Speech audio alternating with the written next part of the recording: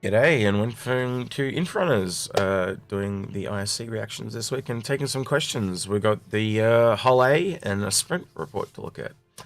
I've had a bit of a hectic week. I know you have, Algared. Bit of a respite for us. It's a nice thing not to have buckets of rain falling 24/7. This is true. Nice to be able to sleep without the drumming of thunderstorm rain on a tin roof.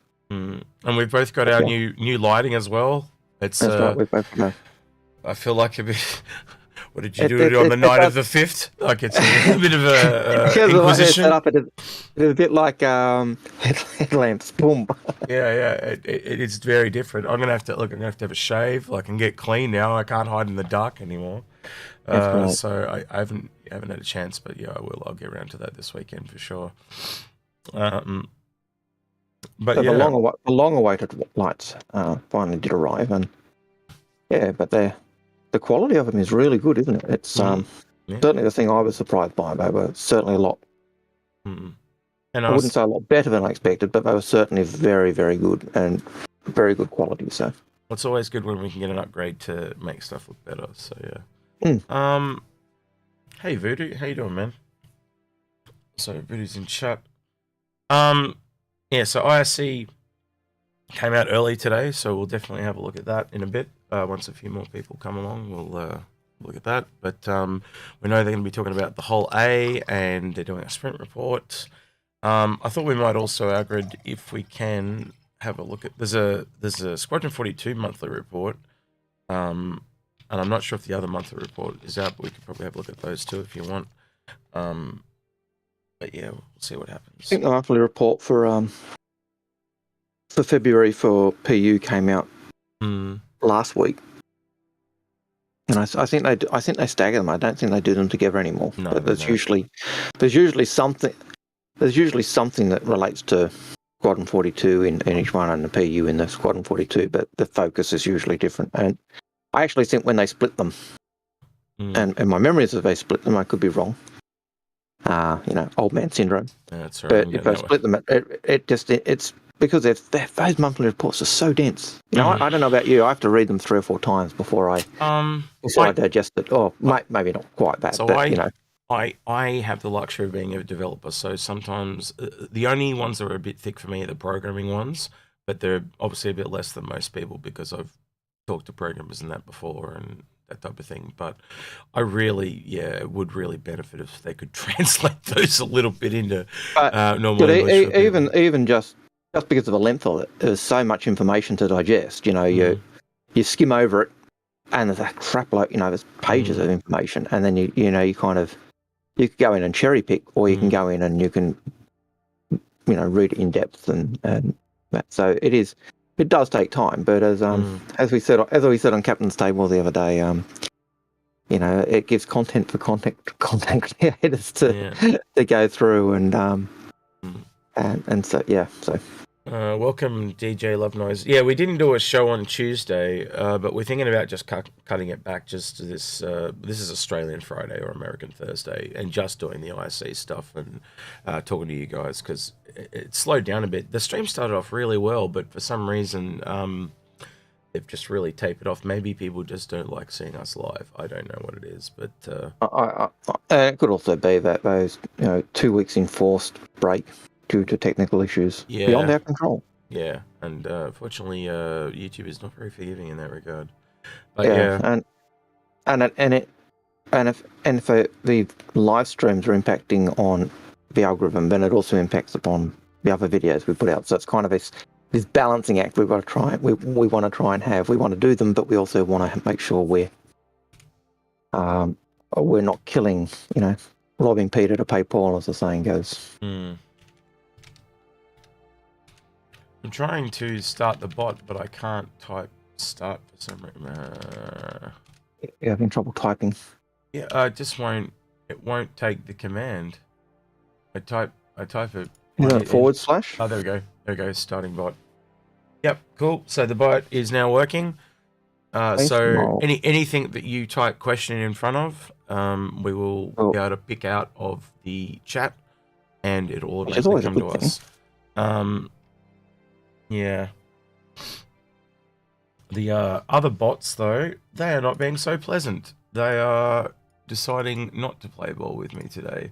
So I even went ahead and tried to put a new night bot in, it was called, and that's not working either. Hey, Holston Cop, how you doing, man? Long time no see. Haven't seen you in a, God, it must be a couple of months since I've seen you, Holston. So yeah, I'm not too sure.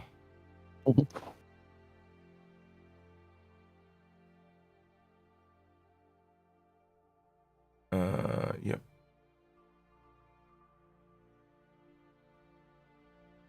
All right, so I've got to add that bot to the moderation list. Okay, good question. Where do I go to the moderation list? It just tells me to do it. That's all right. It's I am not up with this live streaming stuff, so yeah. Do you want to tell us about your week, Algared, real quick, while I try and get this this All right, my week has been busy because, as people know, I'm a teacher, so that means you're always doing that prep stuff. It's been very wet, so mowing lawns was in the last couple of days when the rain has stopped. It meant chopping through knee-high grass and swamp. So that's taking care of that. I've been playing a little bit of Star Citizen on my Jossatoon character. She has been, yes, it is a she, Jossatoon, and she has been doing just delivery missions just to build up that rep for those red wing delivery missions. Hey, fellas.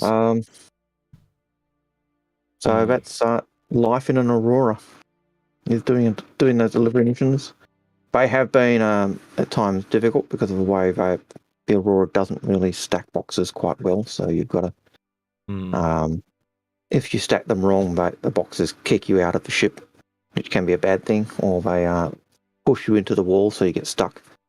So lots of little glitchy issues with those boxes, with those small ships like the Aurora and the Mustang. It'd be nice once they get the crates if you could actually put those little boxes inside the crates if you're not carrying cargo. So yeah. All right. Well, I think we've got enough people here now. I don't know if the bot's working. I've got no idea. Let me test it. If someone posts a question into the bot, I will be able to tell you because I'm looking at the bot screen now, and yes, it is working. So someone says, there you go. So the night bot said, please preface your questions with the word question. Some variant thereof, and the bot can pull it out and put your question from chat. Thank you. Cool.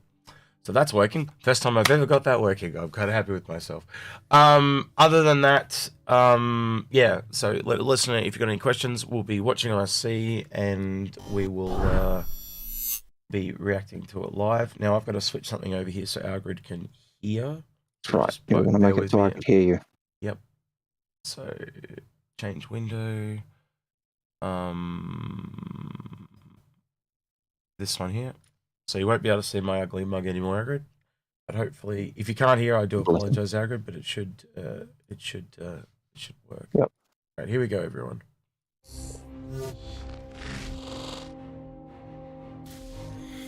With the game as it is right now, loading cargo is a very simplistic mechanic. You go to a terminal, you click buy, bam, it pops up on your ship. But that is changing in the near future, where it is going to become an actual physical loading process. So having externally mounted cargo for the whole series will be a big benefit for players. So that first step, Algared, is going to be the kind of like that game Eco. So basically, you drag it from container to container. The container. And so it's going to instantly go from the station or the inventory of the station to the inventory of your ship. And then the last process is obviously to add NPCs or yourself physically taking it from one place to the other. So yeah, that's... But I think the point that... I think it was John Crew then, wasn't it? Yeah, it was.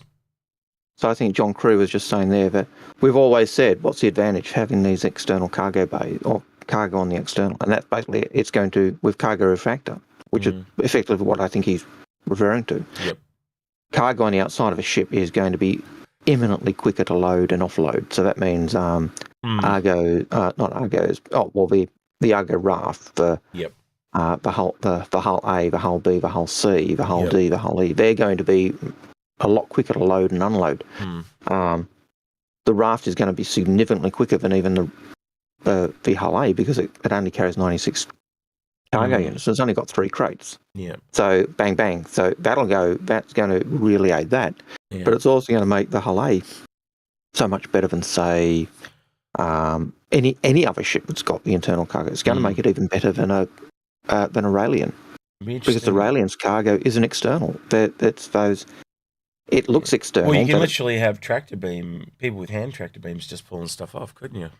Yeah, but remember the Raelian's cargo goes inside those kind of triangular cases. I meant that, but I meant like with hull A's and stuff, like you can just pull stuff. Yeah. So when it gets down to that, you've got to unload it or load it yourself.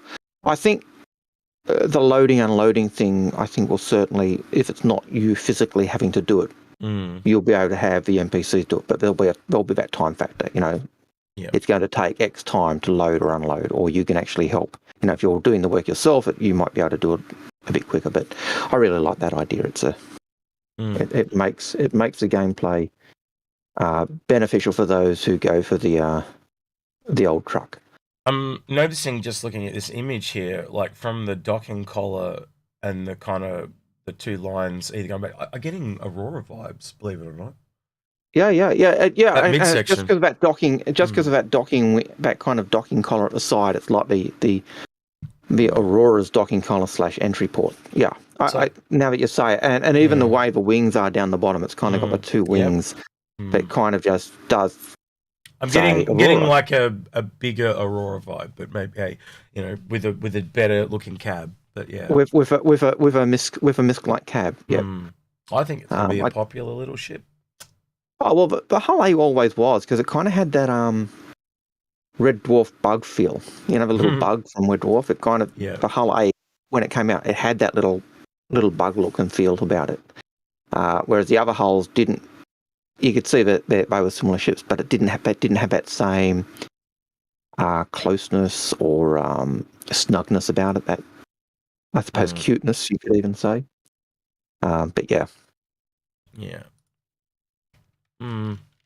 Okay. Let's continue on.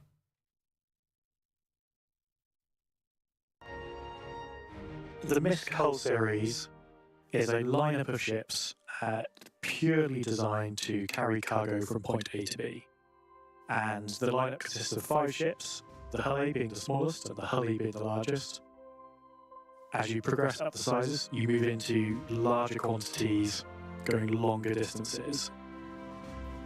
Now, I always assumed that was the case, and I know you did as well, so that's good to have that kind of validated. It's one of those things we've always said, isn't it? But the hull E would kind of be like you're going from one end of the Empire to the other end to taking those essential. And the other extreme is like the hull A and B that are really just from planet to station. Station to planet, planet to station, or in a system type stuff. Yeah, so yeah. There's an echo with the audio, apparently. Let me have a quick look, see if I can fix that. I'm going to have to play it to see what the problem is. That's the problem. So let's look at something different. Let's play a board gamer video for a minute. Here we go. And I'll have a quick look. That was rude. What? I pretended to fall asleep. Hello and welcome to some more Star Citizen. I'm here with Zinnia. Say hello, Zin. Hello, Zin. We're going to be talking about quickly what's Star Citizen, although that's mainly going to be me monologuing. I found it. And then we're going to talk about some expectations of Alpha 3.17. So we can do that. That's the... All right. Problem solved. That should fix the sound issue. Sorry about that, guys. I'm still trying to figure all this out. I'm new to streaming. Here we go. And then you use the smaller ships in the series to do the short range of long distance cargo hauling. The Hull A is the entry into both the Hull series and the sort of dedicated cargo hauling profession. It is designed for getting cargo on and off the ship as quick as possible. So all the cargo... Look at that space around the engine, Algared. That must be where the limbs fold into, now I think about it. Cargo is external. It is the best size to amount of cargo ship in the game for new players wanting to get into it, and it is really that's beautiful. You and your cargo ship. It's a lovely gear. Oh, that is. And because it's a single player ship, it's centered cockpit as well. So yeah, it'll probably it's going to be similar to the Prospector, I reckon, in that regard of view. I've got room for expansion of staff as well. Look at those empty desks. Yeah. John Crew, you're looking very alone. Or we've had people quit. Or we've had people quit. John Crew's my favourite. I love him. Flexibility that he might be the ship killer, but yeah. No, that ship killer, that wasn't him. That was the other guy. I can't remember. No. He Paul is Jones. responsible for the. No. Yeah, I know Paul Jones said the Odyssey was a carrot killer. But I do refer to John Crew as the ship killer because he, of the things he's done to okayed for the Connie series and the Phoenix in particular. Okay. So I have called him that, but he does do some good stuff. Although I don't like his championing of the that other Odyssey ship, the other Crusader ship, the heavy fighter with the massive. Oh, Ares. The Ares, yeah. I'm not a fan of the Ares, but then there's going to be things in game that you love and things in game you don't love. So, all right. It has flexibility that some of the larger hull series ships don't have, such as the fact it can be fully loaded and land planet side or in hangars or in pads with all that cargo. You've got everything on board for you to live out in the verse and deliver your cargo. You have a very traditional MISC cockpit layout. You have a big dashboard surrounding you with all your buttons, switches and controls. Not quite as restrictive view as the Freelancer, but it is very much styled in the same influence as a lot of the MISC ships. Moving back, you then have the hybrid component airlock room where the bulk of the components are, as well as the entry into the ship, which is a side ladder. When that door opens for access from the ground in both EVA, that room is sealed so it doesn't vent anyone in the bridge or anyone in the living quarters, which is the room immediately behind that. There you have your bed, you have your basic food making facility. Just want to go back for a second because I think that was a new space station. I could be utterly wrong. In the living quarters, which is the room immediately behind that. There you have your bed, you have your basic food making. That room is sealed so it doesn't vent No, that's not. Just that's it's the same. I was wrong. Sorry about that. And at the very rear of the ship, you have a small bathroom area which has the classic toilet shower combo and sink. The hull A is releasing before the cargo refactor comes out, so it's still going to function as a cargo ship, but a lot of its benefits will be unlocked over time as the cargo refactor comes in and is iterated upon, and it will just get a much stronger and stronger choice of cargo ship. People have been wanting the whole series in-game for a long time, and with the release of the A, that's a reality now. It's been great to get this out there, and it's helped us prove out some of the issues that have prevented the whole series that answers that question out. you said. What was the question? The comment you made about that great big gap around the engines, the arms actually fold into it. But it is a nice looking ship, I've got to say that. I'm glad I got a couple. There, and it's helped us prove out some of the issues that have prevented the Hull C from coming out. Looking forward to seeing everyone playing with the Hull A and getting ready for the Hull C. It does look like it's permanently got a trailer that's dragging behind it, though. But, yes. Like it's the the mum and pop camper van. Yeah, with the kids, with a trailer in the back. Yeah, so. The Hull A is making its small but impactful debut in the upcoming Alpha 317, and will continue to grow into its intended role in the persisting universe as the cargo refactor comes online and continues to iterate in subsequent patches. And up next, it's time for a special locations-based sprint report, so let's get to it. Let's start things off this week with a look at current progress on cloudscaping for Planet Hurston. What you're seeing here are the results of recent explorations in taking the pipeline you've seen demonstrated before completely out of Substance Designer and into Houdini entirely, potentially allowing for an increase in simulation data and better shaping than we had previously. It does look better. Now, at this point, it's still too early to say if these will make it into Alpha 317 or require another quarter to bake, as it were. But as with all things Star Citizen, this refinement of existing process will yield better. That looks very speckled, though, doesn't it? But again, it is just a test. You see what I mean? Like that feels really dotted, doesn't it? Yeah, but I think that's part of the process of design, as you'd well know. And as I said, will they feel it's good enough to go into 317, or will they think, it's almost there, but we want to give it another quarter? And to be honest, I don't mind if it has to go another quarter.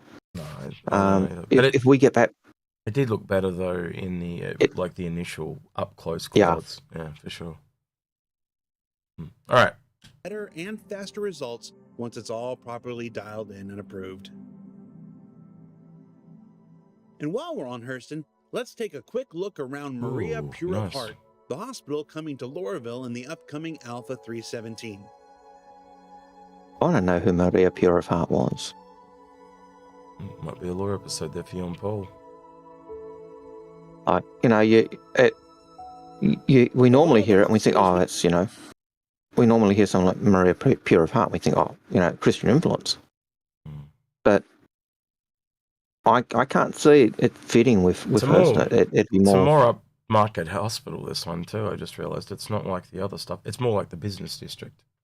Well, that looks. Yeah. Well, are we seeing the hospital at this point here, or is this back into the business district? Because that's they're Hurston's there.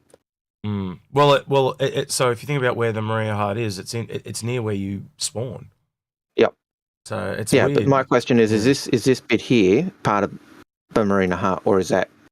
No, this is all the Maria of Heart. Okay, so it's very much like the business district, isn't it? You're which right. is interesting. All right. Oh, look, there's old man Hurston on the right there, on the left. Let's hear what this guy's got to say.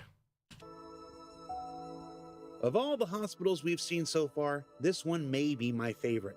Combining the severe architecture and attitudes of Hurston with the benevolent purpose and ideology of a hospital is yielding a truly unique visual experience, and I'm here for it.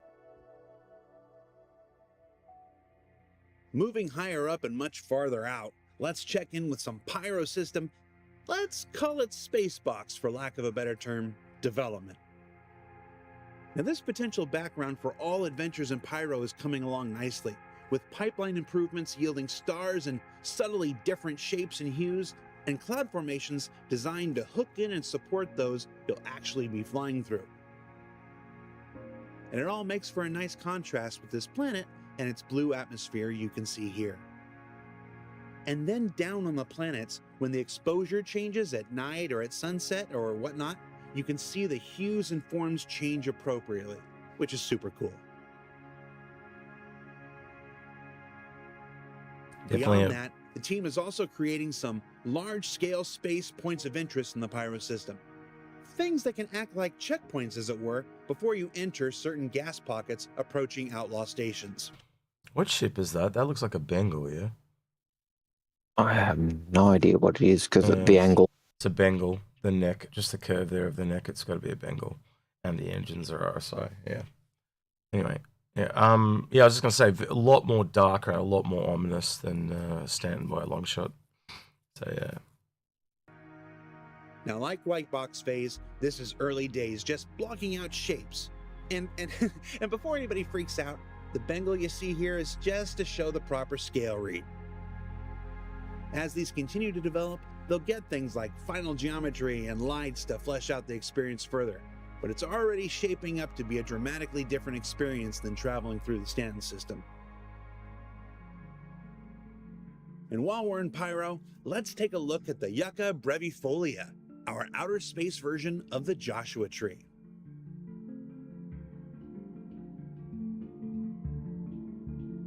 So they made furry trees? Now you might be saying to yourself, it's just the a Joshua tree. is a bit like that. Well, yeah, but I thought it looked really cool. So you have to look at it for a bit. It's my show. And I really like the dry bark on the trunk there. I like that shot.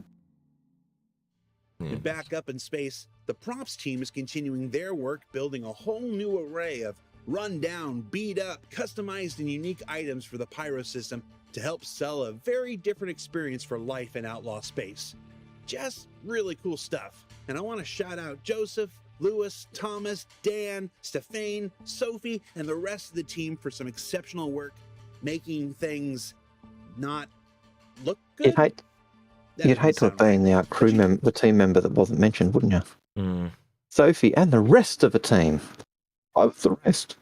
You know Sorry. what I mean. And look at these trash piles. Disgusting. They do And look good. awesome. Look like the streets of And disgusting. the flooded areas. Of course, some of these outlaw stations will have run-down space clinics aboard, so the team at Montreal have been beating those up a bit.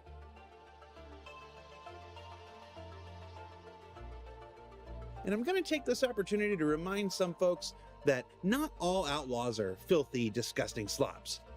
Just the ones that hang around in Pyro. You fancy outlaws out there with your pinkies out while drinking Radagast from a teacup may want to make your homes in another system. Finally, let's take another look at the continuing development of colonialism outposts, including these new liquid storage tanks. That's a big telling sign there. Liquid storage tanks. Mm. Gotta read What between other the planets lines. are going to need that? Yeah.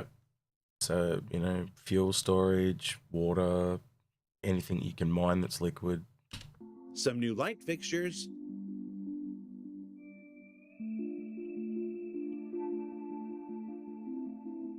Wells. Wow. Okay, that interesting. And new garden modules. Ooh, farming. You know it's the future because of hexagons. Then from one Dag outpost disco. type I just said you're a dag disco. He is. to another look at white box explorations of derelict outposts. Now, like all white box phases, it's an important step in identifying which areas are likely to become traversal nightmares and may want to be adjusted for gameplay reasons before we move on to final art. But overall, these derelict outposts are another opportunity for stories and missions to be told across Pyro's planets and moons. Definitely some interesting ones there. Some of the cooler So what do we learn this? cooler locations I've seen, especially those last few there, they were very interesting. Yeah. And I could see those being like those derelict outposts being on places like Hurston or even Microtech or ArcCorp, because we know in the lore that before those planets were sold, there were settlers there, and some of those settlements would have been abandoned. Some of them are still fighting out against Hurston. You can see why, with all the new tech as it comes on and the number of times they've had to remake the Stanton system, why they've only kept it to one system, so they just didn't have to rework and rework and rework. So, all right, let's just go finish off and then we'll... This week, well, we learned that the Hull A is on ready some to make questions. its mark on the persistent universe, that the cloud tech pipeline continues to be refined and updated as we saw on Hurston, and that Pyro continues to shape up to be an experience unlike any currently available in the Stanton system.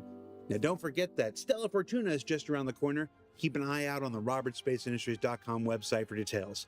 For Inside Star Citizen, I'm Jared Huckabee. We'll see you all next week. No quippy joke. Oh, miracles never cease. Alrighty. Put us back to... I can never remember which is the right button. This is terrible. Okay, so question from Ruben Tai Artinger. Yep. Do you think we will get quality of life features like the option to bind Start Quantum Drive with button tap? I think we're more likely to get multiple control options that you can kind of pick, but button tap, I think he means that like you can just, instead of having to hold it. Yeah, just tap. So that would be binding it to another button. So yes, I think eventually you'll be able to bind it to kind of whatever you want. And I wouldn't be surprised. It's the type of thing that Chris Roberts would do to make the game, would want in the game to make it enjoyable for play. So he wants it as real as he can, but he also wants it enjoyable to play, and enjoyable for everyone to be able to play from different walks of life. So I could even see that being something that you'd want to have in just to make ease of access for people who may have, who may be impaired in one way or another. So. Yep. Any more questions, Algared, or not? We got a second question from Ruben de Ardinger. Mm-hmm. I know he re-put his question in with the the format. Yep. Another question looks like the same person. Nightbot said that's a Nightbot's question. Voodoo says, "Are you looking forward as much as I am to hang out at Space Starbucks while I pay for someone to load up my cargo hauler?" That's probably what I'll do. I'll once I get to a larger ship, I'll probably be paying an NPC to do that job for me while I go and do the other things like stock up my food stocks and I reckon drink coffee. So there might even be people that go off and do like a mini mission, like pull out a fighter and go do a combat mission while they wait. Yeah, well, I could see, if I've got a hull C and they're loading it up, taking a smaller ship and going down a planet and doing a bunker mission. Yeah. Then coming back, bunker mission's done, and your ship's loaded. Another thing that cargo refactor is going to have an impact on, it's going to have an impact on the Aurora, how quickly the Aurora and the Mustang can offload cargo, because their cargo crate's on the outside. So that gives them a leg up over, say, 100 series with its internal cargo, or a 300 series with its internal cargo. So do you think even those small ships have that leg up? I don't think it'll be quite the same with the small ships. They just don't have enough cargo. You're talking about 6 boxes maximum. It's not a lot. Yes, but they have a cargo crate that clicks on the back. So you've got. But as I said, it's 6 cargo crates. It's like you're talking 10 seconds maybe difference across the entirety of the whole thing. I think it's not. I think that yes, 10 seconds there, but as soon as you scale up, it's going to make a lot more difference. If I can detach my crate and have it sent across to the warehouse, and have another crate come across in, that's going to be quicker than having to say take my 100i and land it to open a cargo so I can actually offload. We're still going to be waiting for that next level of the cargo refactor. So that's the next one after the one we're getting. So I don't think it's going to be straight away. Too far away. I think it's certainly something that's going to come in and just add to the value of those smaller ships. It'll add to the value of a Nomad because it's again the cargo's open. So yes, you heard me say something good about the Nomad. Mad Titan asks, so the whole B can't land fully loaded. Guess they changed from what they said in the Q&A. No, it's the whole C that can't land fully loaded. The whole B can, and the whole C can't land with the bottom strut loaded, is what I remember it being. I don't know if you remember it. So you can fold in the bottom strut and just load the top 3. Yeah, so if the whole B, if you had the top 3 loaded, you could land, but the other ships just couldn't do that. But they may have changed that. It is possible they've made that change, because that is very old information in terms of the whole A being able to land fully laden and the whole B being able to land if you don't have stuff on the bottom strut. True. And I would say, based on what John Crew did say in the video, he did. I'm pretty certain he said the hull A is the only one that can land fully laden. And but even if a hull B can land with 3 of its sections loaded, but the bottom one not, it's not fully laden. Yeah. So 6 of one, half a dozen of another. Mazgold TV asks, why outlaws are supposed to be disgusting? Yeah, I know, it's a bit weird. We did kind of talk about this a little bit last week, me and Algared, and we kind of said we would like to see some high-class criminals at some point. So, like, criminals that are, like, Origin-esque. And I do think it will be a thing. But, honestly, rich criminals versus poor criminals, you would expect it to be less. But I bet you there will be some of them. Yeah. And it'll be really interesting to see, more upper class, Yeah, I think it has to do. Well, some people would say Hurston is a classic example of rich criminals. There you go. But I think that the issue is really tied in with what Chris Roberts used to talk about in terms of systems that were struggling would have massive rubbish, massive graffiti, places would be run down and struggling. And we know that Pyro is supposed to be a system that's basically been stripped bare and it's now struggling. Yep. And so it doesn't really have that infrastructure. It doesn't really have that support. Because of that, I think also you see it in systems that are just not affiliated or not being claimed is probably the better word to use. So, yeah. And I think we'll see degrees of that. And so Chris Roberts used to say, if it was a system that was was doing well, you'd find that over time that there'd be less graffiti and more full shops and better services available. But as the system started to stagnate, as supplies and resources weren't there, you'd actually see more broken windows and more rubbish and more of those things you'd expect not being taken care of. And I hope it changes that, say, Pyro, if you actually get to the point where we get a vibrant working economy functioning on Pyro, we would actually see the rubbish getting cleared away, the shops looking a little bit more repaired, and but that would be a long-term situation and goal, I think. So Alaric Ulti Elson asks, after tonight's ISC, John, and I assume he means John Crew, made me a bit worried about the Kraken won't be as good as I expected with cargo running. He seems to put a lot of emphasis on the easy cargo loading of the Hull A. And so yes, they will be faster, but there are also drawbacks to that. They're going to be a lot easier to blow off or be attacked. And I think every ship has its strengths and weaknesses when it comes to a particular thing. And I think the Kraken will be delivering to space stations, or in the privateer's case, becoming the space station. And then it might have Hull A's that are actually, or B's that are delivering stuff from it to the planet because it's cheaper and more effective than taking the Kraken itself down and then having to get it pulled back up with SRVs and stuff like that. So. And my gut feeling is if you were expecting the Kraken to be an easy thing to be able to do cargo, be the easiest one to do cargo, runs with, you're insane. It's not a cargo ship. It's a bloody carrier. Yeah. Its function is not to carry cargo. Its function is to carry ships. Yeah. If you're looking at the privateer, you'd be better with a Banu Merchantman for something that size if you wanted cargo. And even the Banu Merchantman, I think the role of a Kraken privateer and the Banu Merchantman are different from, say, the Hull A, the Hull C or the Hull D. Yep. They are literally just cargo ships. Yep. When you're looking at the privateer, you're looking at a mall. So you get your cargo and you're running. You've basically got your shopping mall. I think the BMM's very similar to that in terms of having a shopping mall, and it's just the way they'll operate is different. So.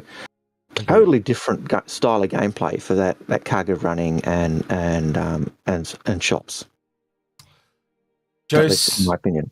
Jimenez, I can't pronounce that. It's Jose or Jose Jimenez. Joe Jimenez. Jose Jimenez. As I'm going to say.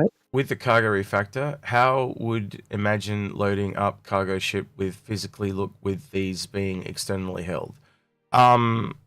So that's kind of a good point, because like when I think about it, like, are the NPCs going to use tractor beams to put stuff on and off? Like there's a lot of things there to go through. Are they going to have little, they're going to have a little, like because we know they've got the carts that they can push stuff around with. They've shown us that, but how does it go from cart to there? So are they going to pick it up and just hold it up, and think about the height of it? They're going to have to use tractor beams. It's the only thing that makes sense. Well, depending on what ship you're talking about, if you're talking about a Hull D or a Hull E or a Hull C, and maybe even the Hull B, I would hope that we'd see those crates being delivered by Argos and SRVs them slot in. And Argos. Yes, no, I agree. And also the raft, but like going back on foot, those again, we're jumping ahead here because that's not coming in the current cargo refactor. That's the current. That's the next one along. That's like end. And maybe even ultimately end goal. Yeah, that is basically close to that is end goal essentially. Yeah. But yeah, I would hope that ships like the Hull E you'd actually see Argos, MPVUs going backwards and forwards. Get one going with a cargo crate attached and then going back and picking up another one, or little port courier ships, and you'd see a swarm of them just around the ship while it's doing it. While it's being loaded up. whether it was just graphics of them going backwards and forwards and not necessarily loading it up, and just the graphics of the ship being loaded over time. But how would it do it if you were trying to load a hull E by hand? Not something I would relish. Actually, I almost think that they could do manual loading by us before they do manual loading by bots. That could be another step they chuck in there. We'll have to wait and see. Yep, and I think part of it will come down to things like the nav mesh for NPC navigation.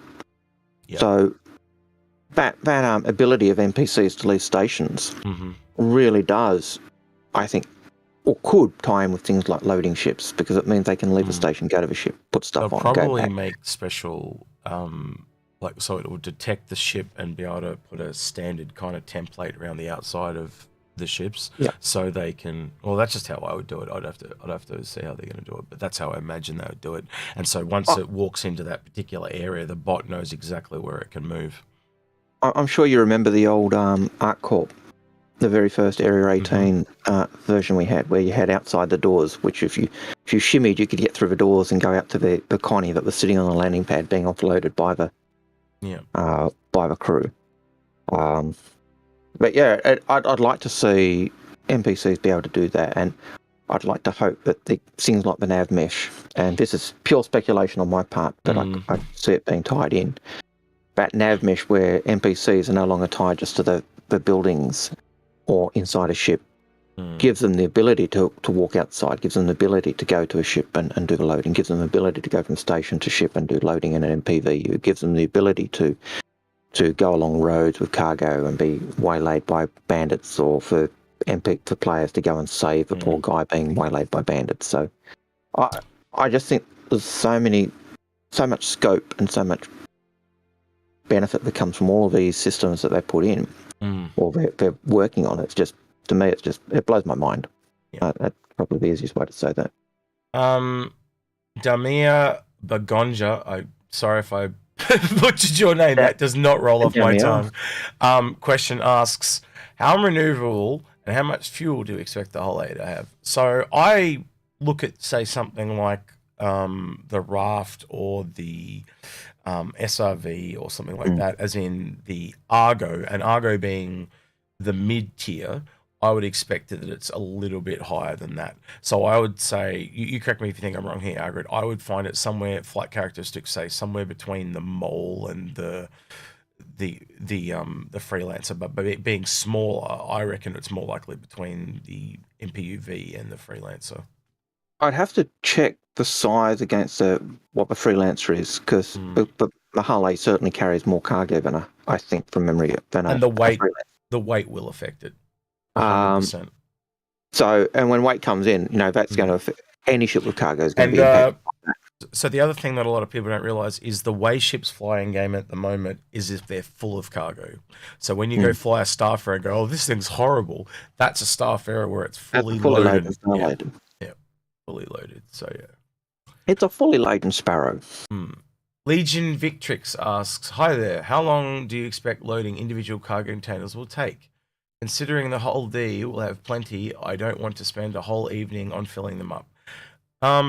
They've literally said the bigger it is, the longer it's going to take. So I think that goes back to what we were talking about before, and picks up on Voodoo's comment, who's looking forward to having a coffee while we wait for a ship to be loaded.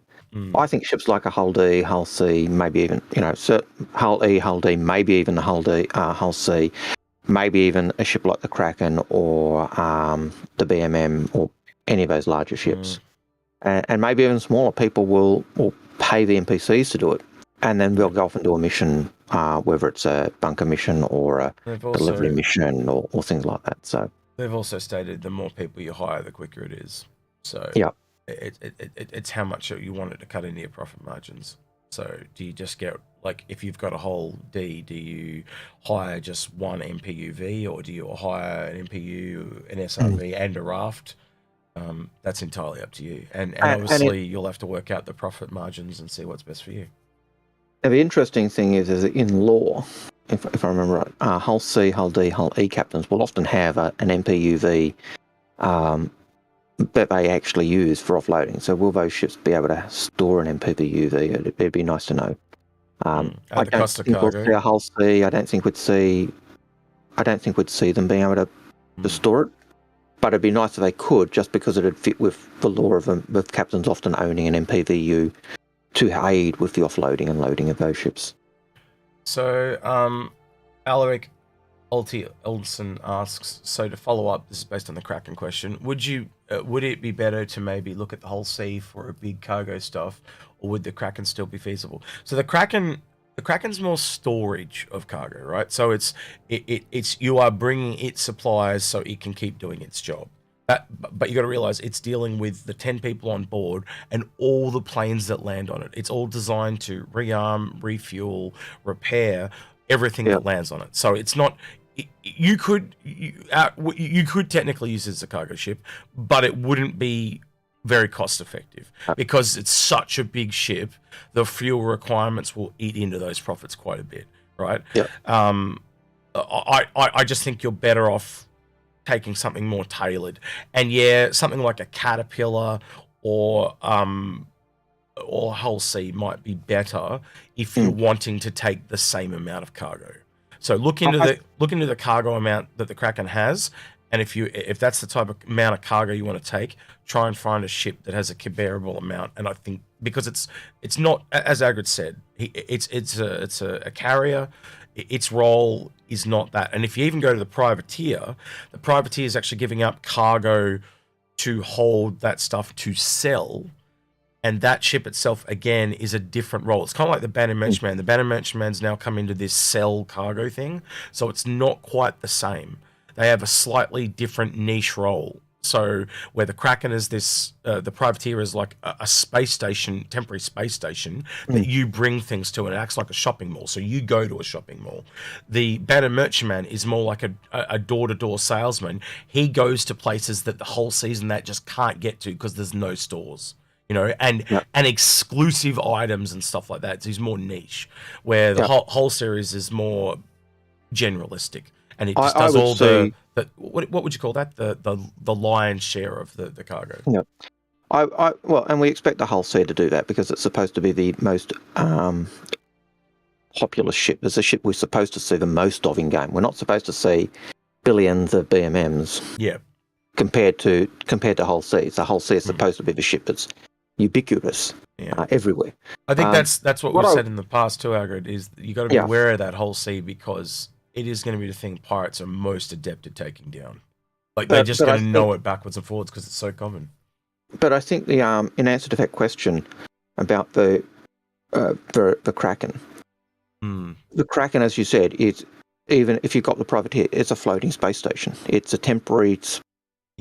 The temporary space station, and I would expect to see ships like the Hull B, the Hull C, possibly even coming to supply that to maintain the shops and keep the shops going. Or I think you correct me if you think I'm wrong, but I think that's kind of what the Caterpillar's falling into in that Drake lineup. That's where I feel it's becoming. I think it's certainly drifted from the original brief that.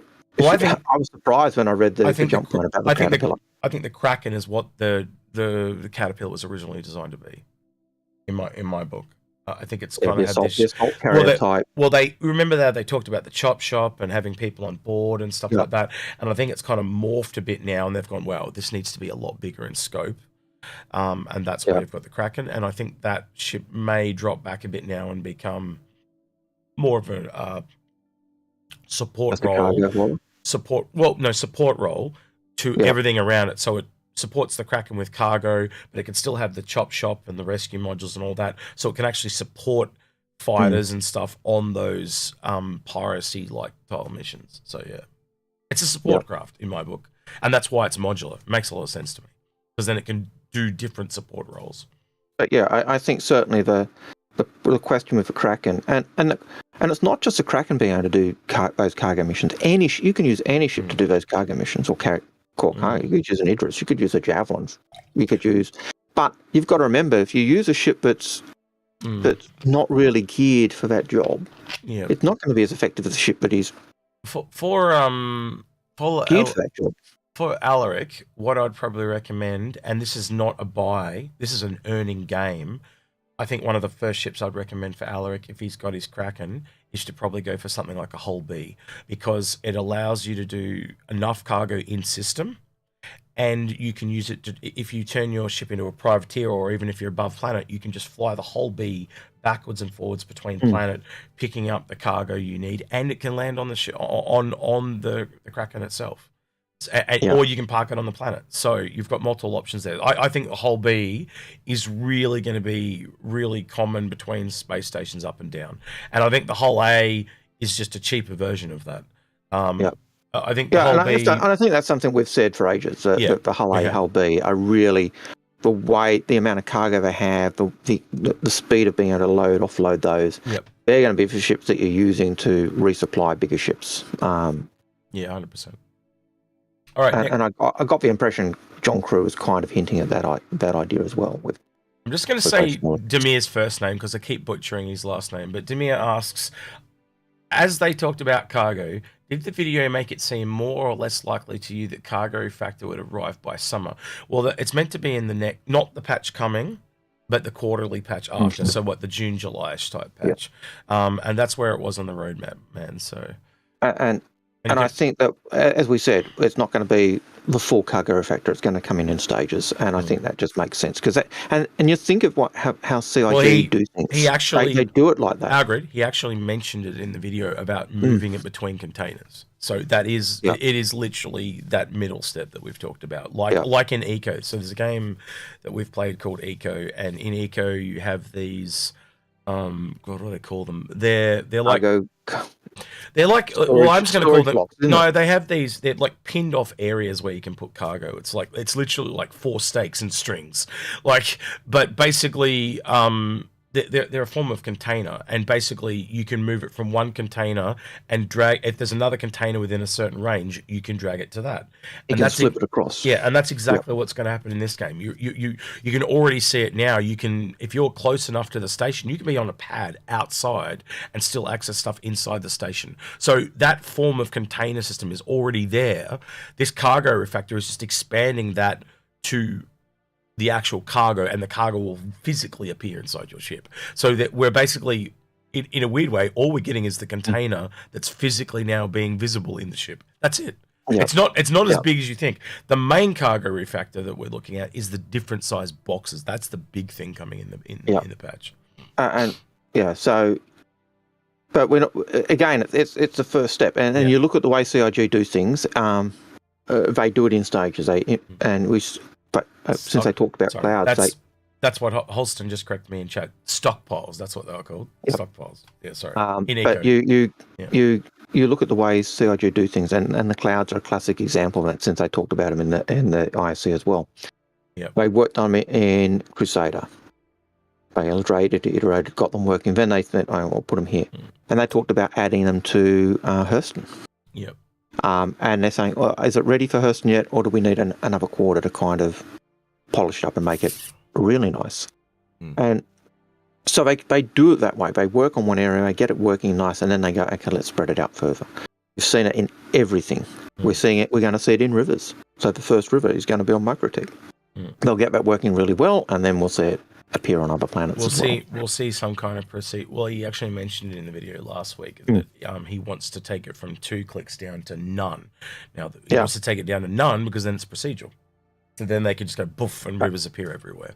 And even at the moment, his idea was 2 clicks that goes in, and then you go through and do the mapping of it. So, but it's that whole process of starting one and then spreading it out, and And yes, ICE, the bot is working. You beat me to it. I was about to say the same thing. Apple Crow asks, oh, by the way, guys, when questions wrap up, we're just going to end the stream. So we're not going to do like big, long, compulsory 3 hours anymore. So when the questions dry up, we'll sign off. So just to let you guys know, we're still learning this format. We're just learning what you guys like, what we like, and we'll find out how equilibrium. You ask lots of questions, we stay longer. You don't ask us questions, we'll go, see you later, we're out of here. That's it. Apple Crow question. We're going to need PDCs or some kind of defense because the Hull's loading will be torpedo bait by people just looking to screw with it. I didn't even think of torpedoes. That's amazing. Yep. That's like a whole pinata. Poof. Yep. Huh. Even missiles. Oh my god. Someone's loading their hull E. Yeah. Oops. Oops, I've just fired a full spread of missiles at them. Oh dear me. Imagine if you could, eventually you can target different segments along the hull, so you can just go dun, dun, dun, or even just manually fire them. Dunk, dunk, dunk, dunk. I would hope if you're loading your hull E at a space station, and someone fires torpedoes at you because you're going to be in that zone where the space station is, but the station's defences are going to be shooting down those torpedoes. Yes. Besides your ship being able to shoot them down with its defences as well, but I would expect. But the station or wherever you are would be doing that, and you're in a safer space you're in, the more likely it is it's going to more of systems. If you're in somewhere like Pyro, if you're in faction with that group, then I imagine their ships in the area would also be shooting down those torpedoes and then go after the ship that fired them. So I don't. I see the concern, and yes, I agree. So obviously, but I don't think it's going to be as big an issue as thought. Yeah, so obviously PDCs would need to be around player outposts, and we're definitely around player outposts. We've definitely talked about that, so it's definitely going to. I'm pretty sure it's going to be a thing. And it does tie in with my argument about the Kraken privateer. I could see the Kraken privateer, if you're using that as your mobile space station, and you're bringing ships in, you do need to have those point defense systems in place. From the Nautilus. And I could see that's where the Nautilus comes in, dropping its turret mines to act in that self-defense capacity as well. So, can you imagine if they actually brought out like an EMP mine that detected torpedoes and just kind of saved them? That would be sick. Yeah. So and then you could go out with your Nautilus and reclaim. Or even how evil is this? An EMP mine, and then just outside the range of it, you have two normal mines. And so when it disables them, the mine just go, disable the and they're just sitting there going, oh shit, turn it back on, turn it back on. Oh no, we've hit the EMP mine. Oh crap. The magnetic mines are coming in. Yes, that being nasty. That'd be so funny. But you'd only be able to make the EMP mine like a one-time use, because otherwise it would just... Or on a really long recharge. That would be funny as. All right, SA. Hey, SA. Hey, man. SA asks, looking at the whole A, do you think a major rework / pass on the Freelancer and Starfarer? Oh, man. Yeah, well, the Starfarer they've mentioned. Well, we know. But we've talked about, I think, over the last 2 or 3 weeks, we've said the Freelancer could use one as well. So, yeah. And one of the things I've thought about the Freelancer and a lot of the mess ships is their interior living spaces are ghastly. I don't know about you guys, but you look at a Freelancer. It's just the age. Like, we bring this up all the time. All the older ships just have issues. And even today, looking at the whole A today, with the ship pipeline, every new ship, every single one. Like, so what was the last one looked at? The Raft? Then this new interior, just that much nicer again. Every single time, it's just a step up, a step up, step up. Yeah, and you can even compare the Mole to the Raft. Yeah. So you look at the Mole's interior in terms of its living space, and it's just chrome everywhere. You look at the Raft's interior, and it's not just chrome everywhere. It's same style, but the seats are now padded instead of just chrome. And so just the living space looks like a living space in the Raft, where it feels like it's just more of the same in the Mole. Yeah, and in the Freelancer series, it's just like a camper van. Whereas in the Hull series, the Hull A, it looked like a nice little nook. And so I would like to see that type of get transferred across to the Freelancer series. I'd like to see the Freelancer drop from 4 seats to 3, because it doesn't seem like it needs that. So yeah, I think they do need a rework. Would I be hoping that the view got changed completely and they all took on that wider view of the hull? I kind of hope there's still a differentiation if they do that between the different ships and the style. But then I'm not really a Freelancer fan, so I'm probably not the best person to ask. Yeah. I had the next Nico. questions. Yeah, Nico. So Yeah, go for Nico it. has a question. Yeah, go for it. Nico says the hull A was clearly shown with 64 boxes. Will it be 64 SCU? It will make it. So it would make it almost the same size as a Freelancer with 66 SCU. Yep. I'd have to go back to the Matrix of Lies and have a look what its SCU count It count kind of is, makes sense because every hull doubles the last, doesn't it? Something like that. Yep. And I know that I think it's like 120, 128 for the hull B. Yep. I can remember when we were looking at the hull B once, if you took the bottom section off, it had 96 cargo, so it's the same as a Connie. But yeah, it probably is roughly the same as a Freelancer. The difference is the Freelancer's cargo is internal, and so you've got to land to basically offload it, whereas this is going to be external, so you get closer and you just drag and swap between the stockpiles, which will make it a lot quicker. I think there'll be, I really am not completely sold on the internal external thing, because I think a lot of the external ships also have so much more cargo. Yeah. Right? So I think it's almost out of necessity they have to be external. But also you've got the safe space versus insecure space, and so if you want to get the cargo through, you've got a hull D and you've got a Banner Merchantman, you're going to take the Banner Merchantman because it's got the protection. It's more secure. Yeah. So I'm in a wait and see state on that. Or even if it's you're going into a region where the star's unstable with it, where there's more radiation, there would be certain things that you wouldn't want to be wells, things that can pull it off the ship. And I can imagine you could get struck by lightning or something. There'd be some types of cargo you wouldn't want to be taking through where it was inhospitable. I didn't even think of that. Certain corrosive gases on planets that could eat the cargo. I didn't even think of that. So there'd be certain things So there'll be different things for different ships for different roles. I think that's the key thing. But yeah, look, and you look at the hull A, and 64 SCU. Yes, it's roughly the same as a Freelancer, but the hull A is a one-person ship. It's basically the starter ship for mass cargo hauling.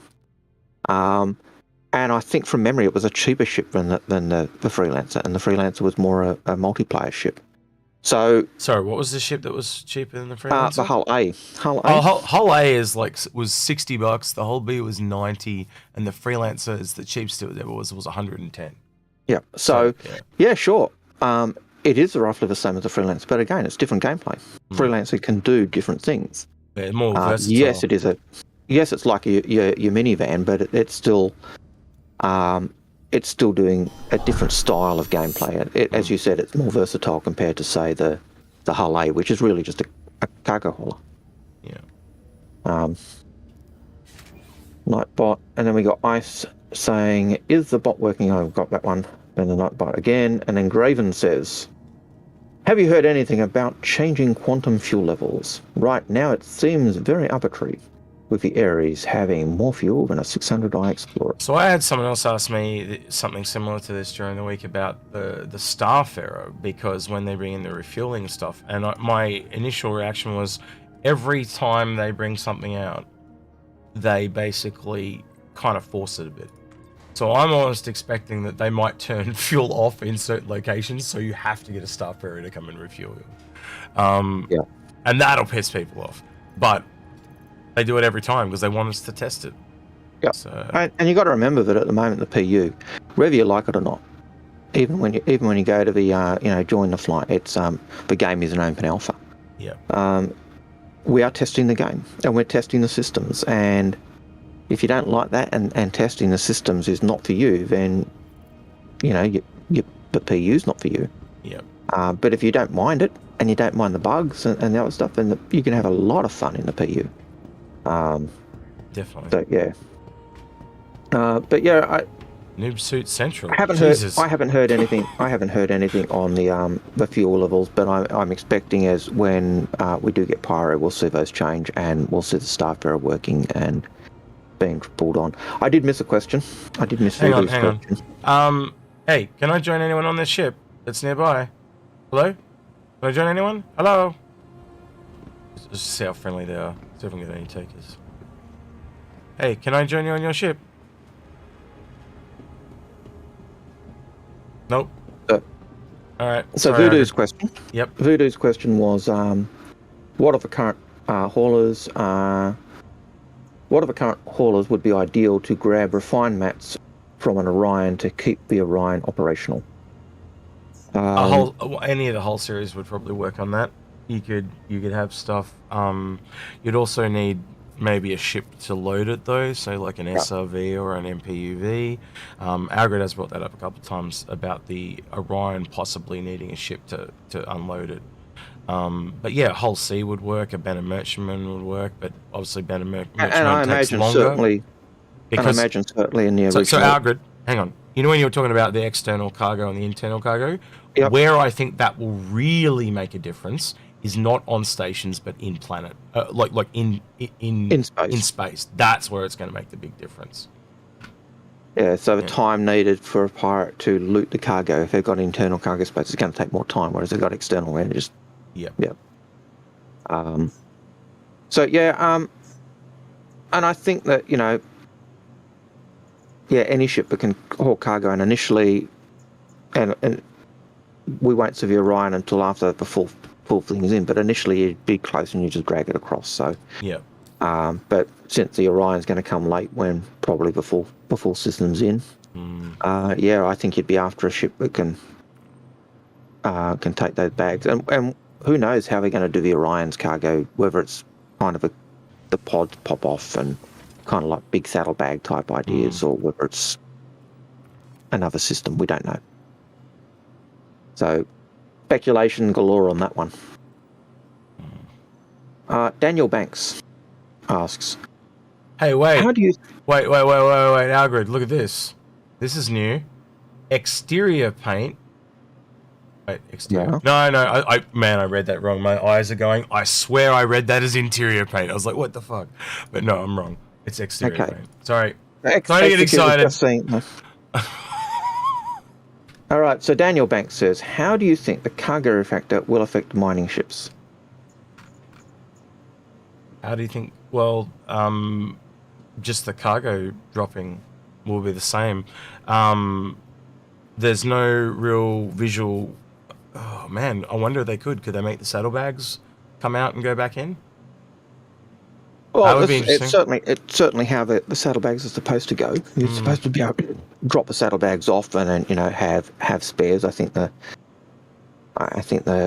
prospector has like 4 spares for each, 1 plus 3 for each container. I think the mole's the same. So would you be able to drop those off or transfer them across to another ship and then have an empty saddlebag? It's hard to say because at the moment we just see them with the saddlebags on and attached. Would I? And it's a bit harder because I kind of see the cargo refractor really being when you're taking cargo. If I'm transferring it to the station, am I selling it at that point, or is it going into storage for me to sell later? So I can see this. I've got questions about how it'll implement in terms of the way we're doing cargo hauling at the moment. In terms of we're not really cargo hauling, we're speculating. We're buying stock here and then we're taking it here and selling it. Yeah. And that's not really hauling. Well, they've said it in the future, be able to get data from other systems and stuff and see what's needed, supply and demand and all that. So there's more to the system than just the actual cargo refactor. Yep. The real cargo hauling we've got at the moment is like those Red Wing delivery where you're taking the boxes. That's really the only real hauling you've got, because you're not putting your money on the line to take those boxes. It's someone else's money. Yeah. You're just being paid to do the job. And that's what I see hauling as. Take produce A to point B. At the moment, we're actually putting our cash on the line if we're doing hauling, and we're taking the risk that we won't get hit by pirates or have a glitch that causes our ship to explode or whatever. So yeah, it's an interesting question, and I'm not sure I've got an answer for it. But I would like to think that the mining refactor is the cargo refactor has the same impact on mining ships. You'll be able to transfer it across, but what are you transferring it across to a storage place to sell later, or are you selling it? And not sure. Shane Barrett. Next question. Shane Barrett. Shane Barrett, yep, go for it. Says, any guesses on when the BMM will make it to Rival? My guess is the next Space Expo. I think there might be a preview or an update at the end of the year, but just based on how long the Carrack took, and the Carrack took about 18 months, I would say it's going to take longer than that, because it's a bit more ornate, and they had to, think how long they had to do the Defender. They really wanted to make that alien thing work, and you're taking that and you're expanding it out. I honestly could see 2 years on that thing. I'm not joking when I say that. And would it be a bad thing? No. The longer they take, the better they are every single time. I could see, if they're bringing in the cargo refactor, I could see another hull ship, because it'll be using the same design language and mechanisms that are already in the hull A. They're just on a bigger scale. So I could actually see other hull ships before a BMM. But I don't really care when the ships come. I like all the ships. So in general, I know there's some ships I say I hate, but I like seeing any ship come, and I like to fly them around and see what is I like about it or dislike about it. And there are ships I love and there are ships I hate, and that's just me. And my ships that I like and dislike are totally different from X's, and they're going to be totally different from Paul's, and they're going to be totally different. Paul hates the Redeemer. Yeah, no, I love it. And Xe loves it. And whatever. So we're all different, and we all have different flavors, and that's the beauty of Star Citizen. That's what Space says too, doesn't he? Like for this to work for everyone, there's going to be things in the game you're going to hate. You need the things you love and hate. Yeah. So if there's something that you hate, just remember, that's not for me. Yep, and like the Nomad, I hate the Nomad, and I hate the design language in the Nomad. I hate the way the only thing I like about it is it's a Ute, But I hate the grav-lev on it. To me, it just and it feels Xeon. It feels like it's a rip-off of Xeon tech. It just feels law-wise wrong. It feels, to me, everything about it feels almost wrong. Yeah. It feels sluggish. It feels horrid. It feels, and yet I know heaps of people on our channel love it. Exactly. And I know heaps of people elsewhere who love it. Yeah. And I exactly the same for me. I don't like it either.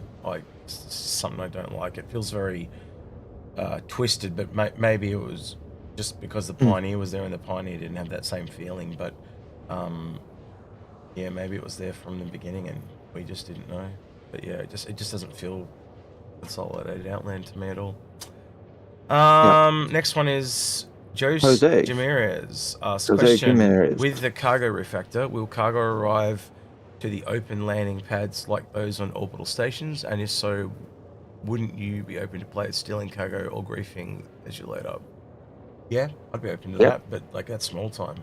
One box. Well, there is a law story of a guy who's delivering his cargo, and he puts his money into his last cargo haul, and he goes down and he says, "Oh, can you he's unloading his ship," and someone comes up and says, "Hey, we'll help you," and he says, "Awesome."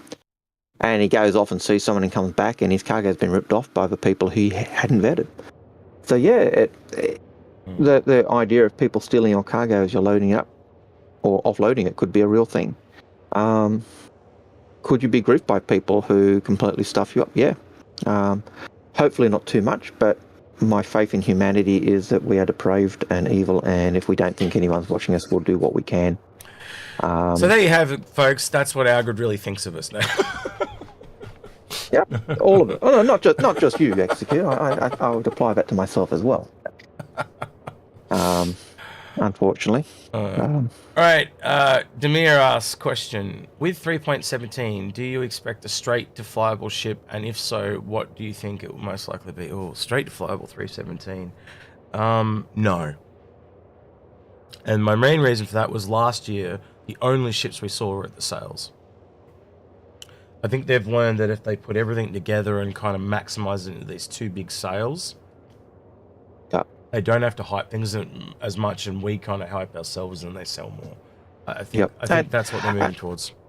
And I think the first time I did the massive, the first time I did the Invictus sale, the sales that year, and I think it was just before COVID hit, we saw that sale, and we speculated at one point that COVID had really pushed the sales on, and it probably had. But when you looked at the sales and the growth of sales even before COVID, the sales were going up, and I think that CIG have realised that they do those 2 big sales in the year, where they pretty much put everything up.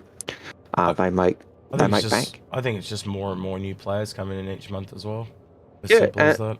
Yeah. And for the older players, guys like you and me, or most people, if you know there's those 2 big sales in the year and you know the ships are going to be available, it actually gives you that time to actually put the funds away, so it's not as big a hit. Yeah.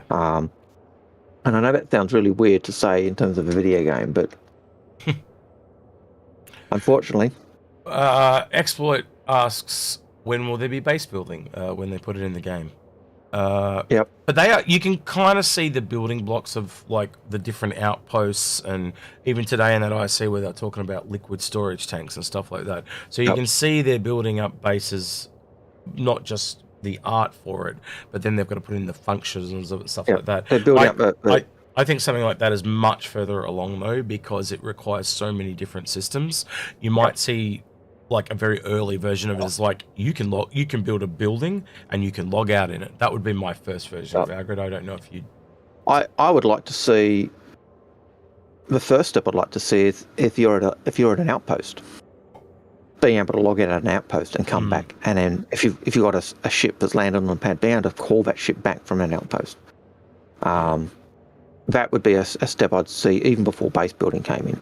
The ability to actually go to a system, go to an outpost, log out in that outpost, and then be able to get your ship back from an outpost and fly off again. But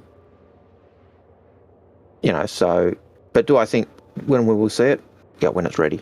I know it sounds like a wizard comment, but base building will be ready when it's ready. I think that's a wizard is never late. I just think it's a bit further along. Because again, the more systems that come into something, so like we talk about the Endeavour being the last ship because it's got so many moving parts. It's the same thing. The more moving parts something has, the later it's going to be. It's just, we know, John Cruz often said in the past the Endeavour will be the last ship, and it's often been said. I even think people before John Cruz were saying that, but I wouldn't be surprised if the Pioneer's the second last ship. Yeah. Look at all because of that. Look at all the ships we have in game at the moment. They're basically fighters, cargo haulers, and mining, and that's it, because that's what's functionally in. And they're the simplest ships. You take anything more capable, and of course, like something like the Reclaimer's in game, but it doesn't have salvage. So the more complex a ship, the longer it's going to be. So medical may come along, and then we'll see the Apollo drop in and stuff like that. So you just line it up with what they're doing is probably. Yeah, and they did say at one point they decided to stop just putting ships out because they were ready. If the gameplay wasn't there, they now trying to get the gameplay, and then they kind of work on the ship that works with that gameplay to bring them out together. And I think that's a better plan than just saying, all right, we promised this ship would be out, so we're going to work on this ship. What can it do? Well, it can do nothing. And I think it gives a better taste for the people who own the ship to be able to use the ship for what it's for. It gives a better feel for anyone who's looking at buying the ship.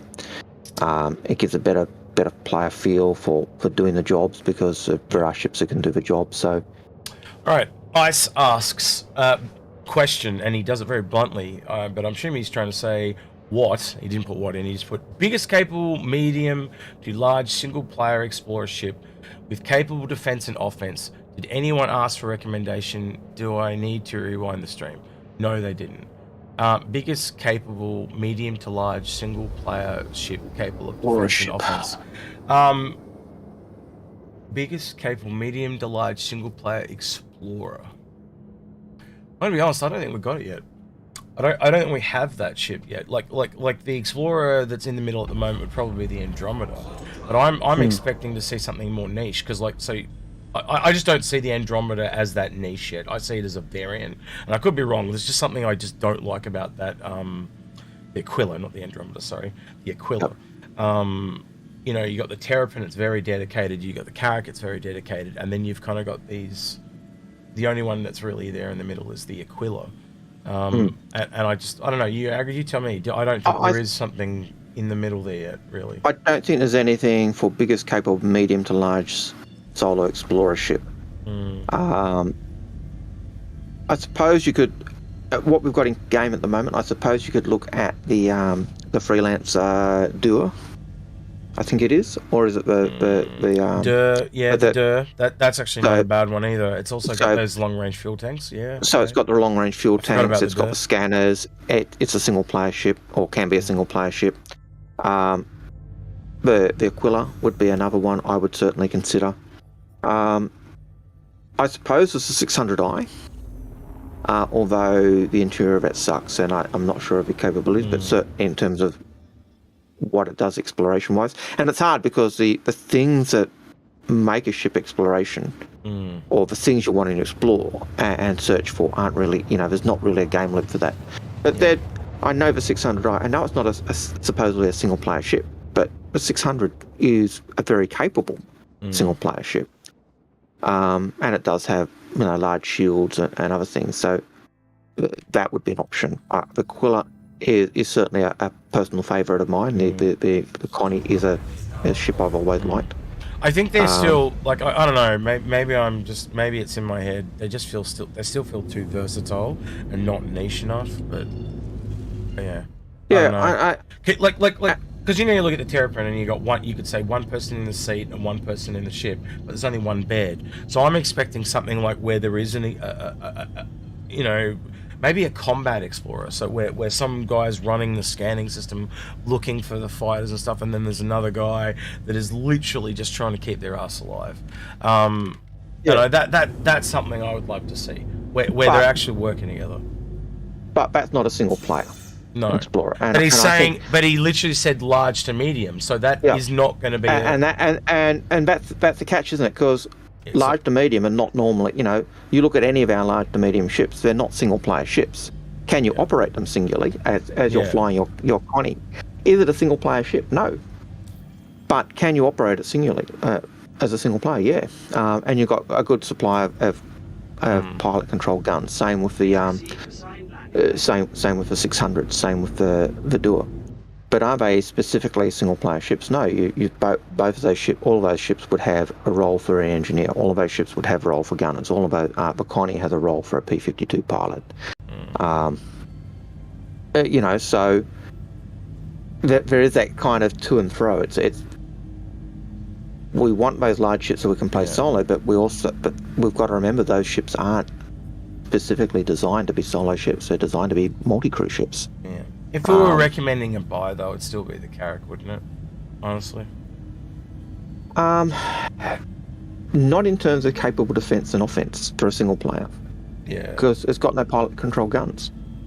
Yeah, but I mean as in best value and stuff. If I'm after the best value explorer, get that and earn the one underneath that you want. The Carrack is a jack of all trades because it can do everything. It's got the bot, it's got the drones, it's got the mini ship, it's got the cargo, it's got the med bay, it's got the scanning array, it's got the mapping room, it's got so it's got anything you want to do in exploration, it can do.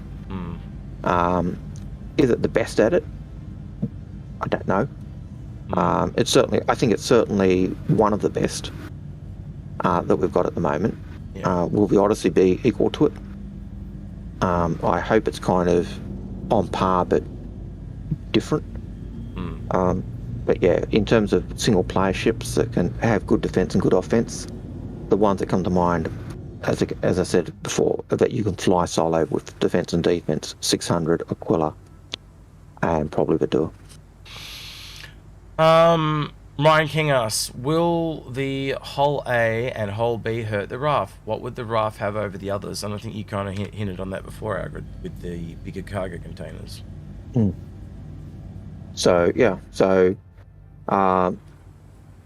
They carry more cargo, but the Raft has the 96, so it's actually offloading and loading those on quicker. Different roles for ships. You could possibly even see the Raft helping on offload those ships, so who knows? Yep. I think the raft, like, we kind of said this when it came out, like, eventually that raft is just a port ship. It's going to be there constantly, just they're being paid to unload the whole seas. That's what that ship is going to be for. It's just the functionality is not in yet. I feel like I'm about to crash it. Yeah. And they did say that with Raft when it came out, that they were hoping this would come with cargo refactor. And they even said that with the Hull A, which makes me think that that they wanted the Hull A with cargo refactor as well. So I think that's a really I know that no one here would be thinking that, but I wish they used that as an example to the people that complain about the roadmap and stuff, because it's like, look, this was our best laid plans, and we always try to do the best laid plans, but sometimes they go awry.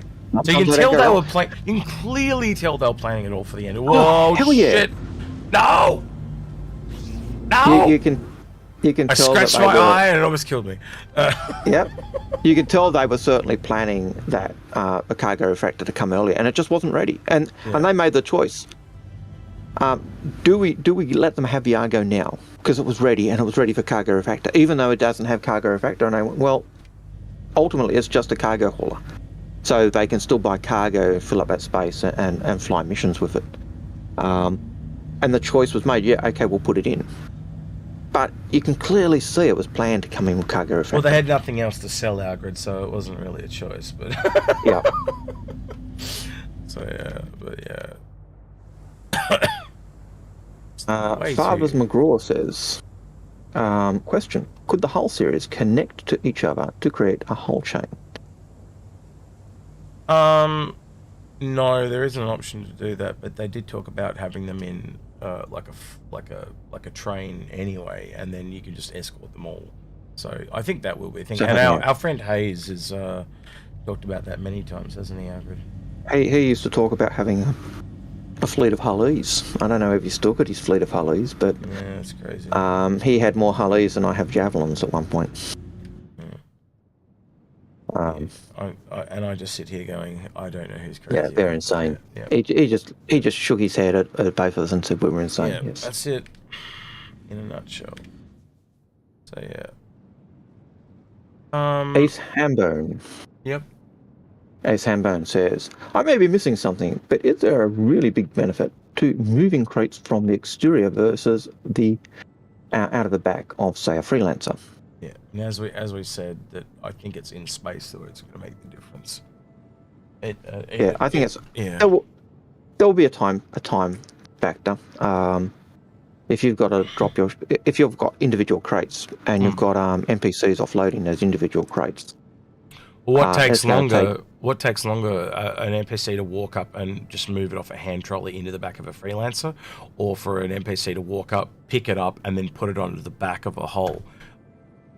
I would say they're very similar, personally. Or an NPC it depends how many crates you're talking about. If you've got that crate with 64 little units in it, and you can park it off with an MPVU and take it off because it's the external cargo. That's what I'm saying. There's too many moving parts, and we're getting into nitty-gritty now, because there is. That's why I tried to give the same example. An NPC taking one crate, and when you look at that, when it's that, it's the same.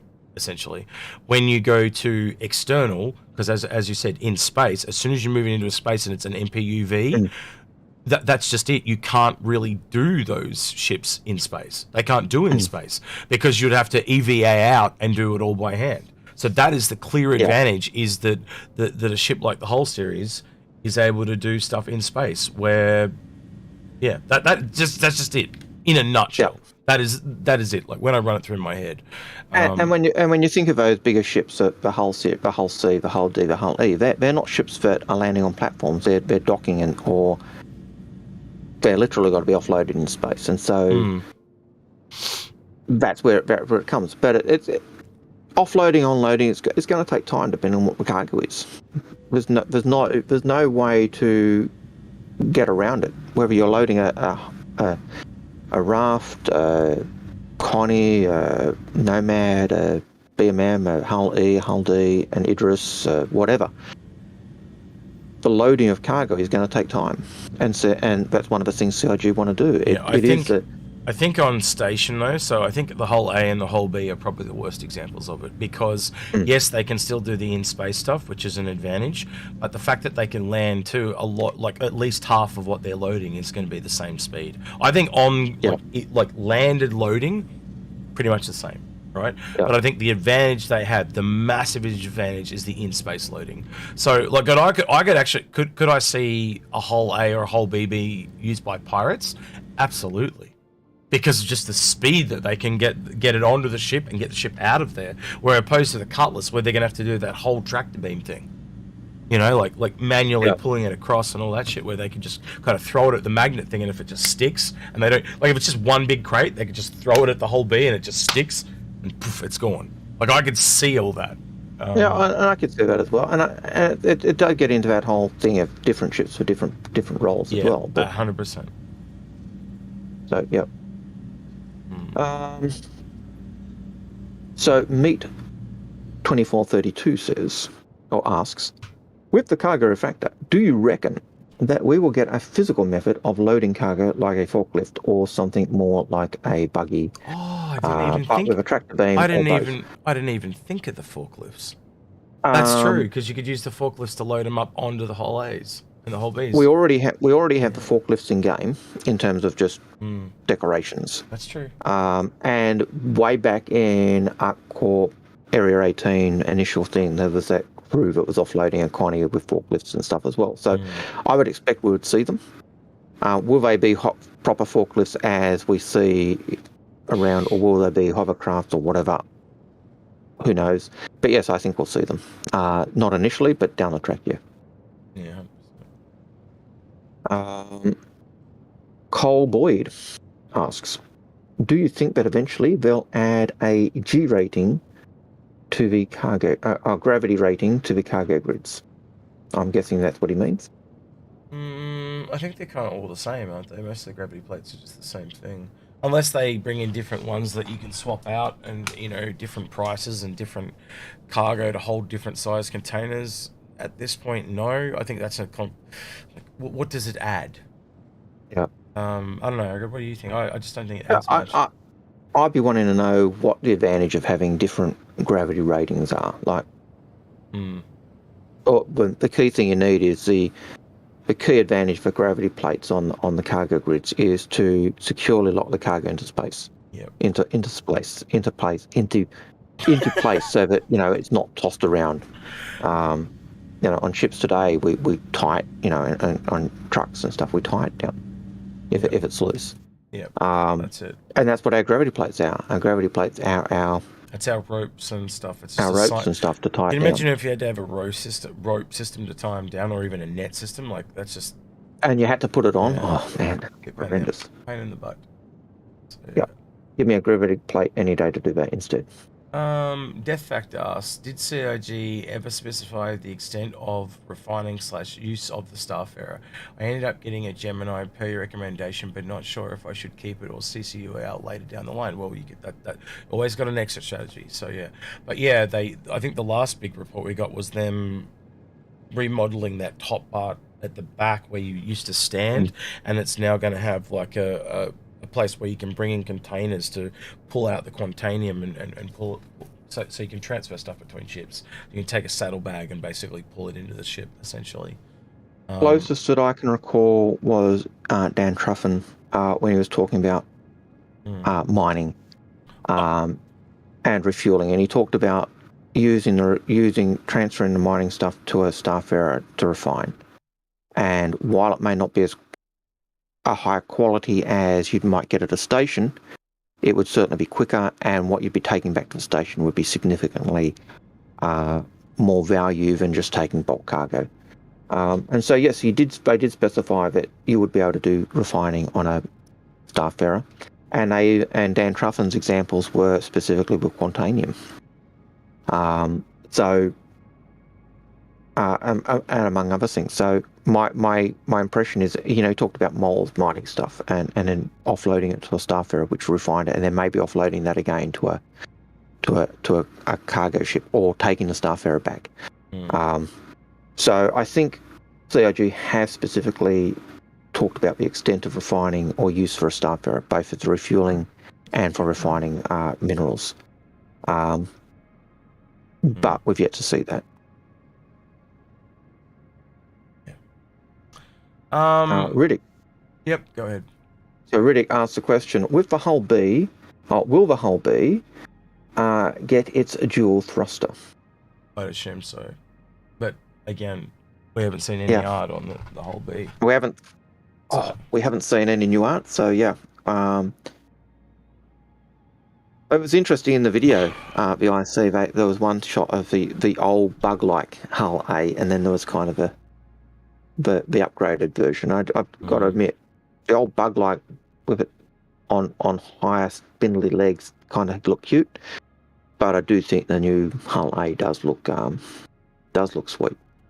So, but yeah, we don't know about the Hull B yet.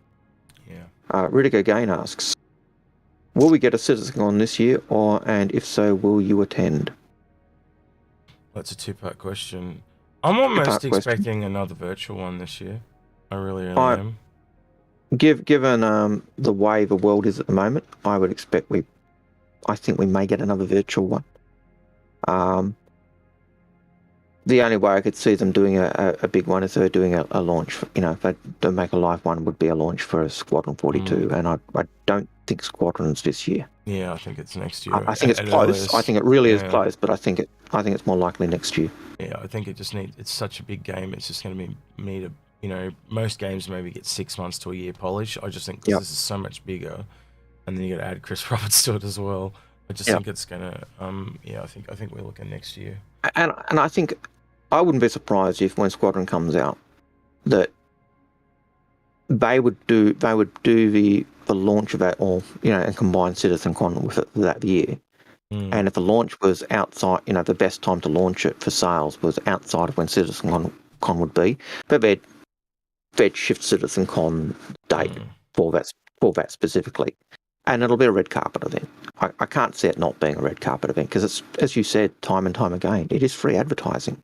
Mark Hamill, John Rhys-Davies, Gillian Anderson, among a host of other stars. Which entertainment guru wouldn't want to be there for that, just to see those guys and have a chance to interview them? As for the last part of the question, will we attend? We would love to attend. I'm just going to switch over to the browser here. This is where I live in the world. I live on this little island called Tasmania. It's about the same size as England. The next stop after Tasmania is literally Antarctica. I've got to zoom out a bit. Is Antarctica. Here's New Zealand. Here's Tasmania. Here's Australia. And so if I zoom out, if you actually look at how close I am to any of the studios, I think I'm the furthest you could, unless you lived on the South Island of New Zealand, I am the literal furthest you could be from any of the studios. Algared lives here in Sydney, so he's not much better again. Yeah, it's about a two. To get to LA, it's about a 17 to 18 hours. Yeah, but flight. between me and Algared, it's about an hour and a half flight. So I would leave from my city here of Launceston, and there's a direct flight from Launceston to Sydney, and it takes about an hour and a half. That's just for me to get to Algared, right?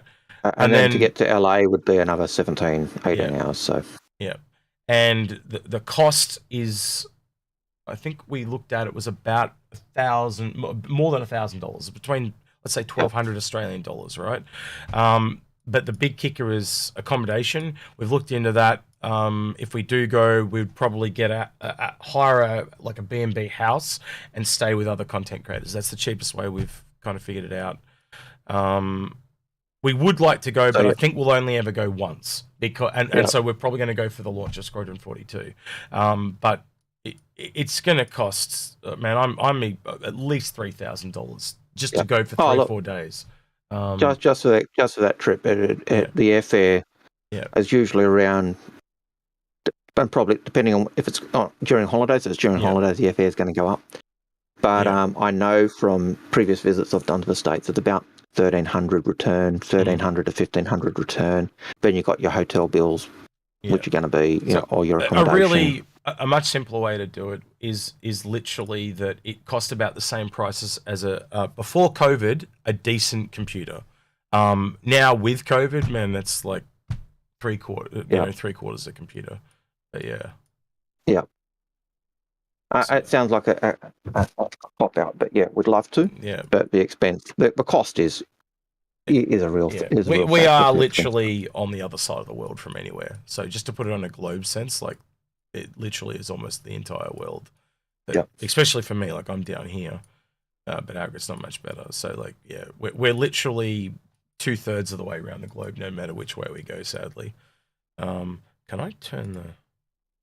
Nope, I don't think I can. Oh, okay, so next question. Okay, so I'm pretty sure I only got 200 characters, so I had to condense a question. Okay, Dartmouth says, how do you think the Raelian is going to stack up against the whole series? I don't think it'll be as good in terms of the space loading and offloading, because even though the cargo appears to be on the outside, it's actually stored inside those triangular boxes which are part of the ship. So it's kind of internal cargo. It's like I've said in the past, it's more like the Hull A's cargo, where it's you drop the cargo. It's you drop the cargo down to get into it. You can't access it from the inside. And I think it's more like that. The cargo section is separated from the ship, and the cargo canisters are locked on the back. They're kind of internal. The cargo goes in those boxes, so it's kind of internal, but it's not internal. So,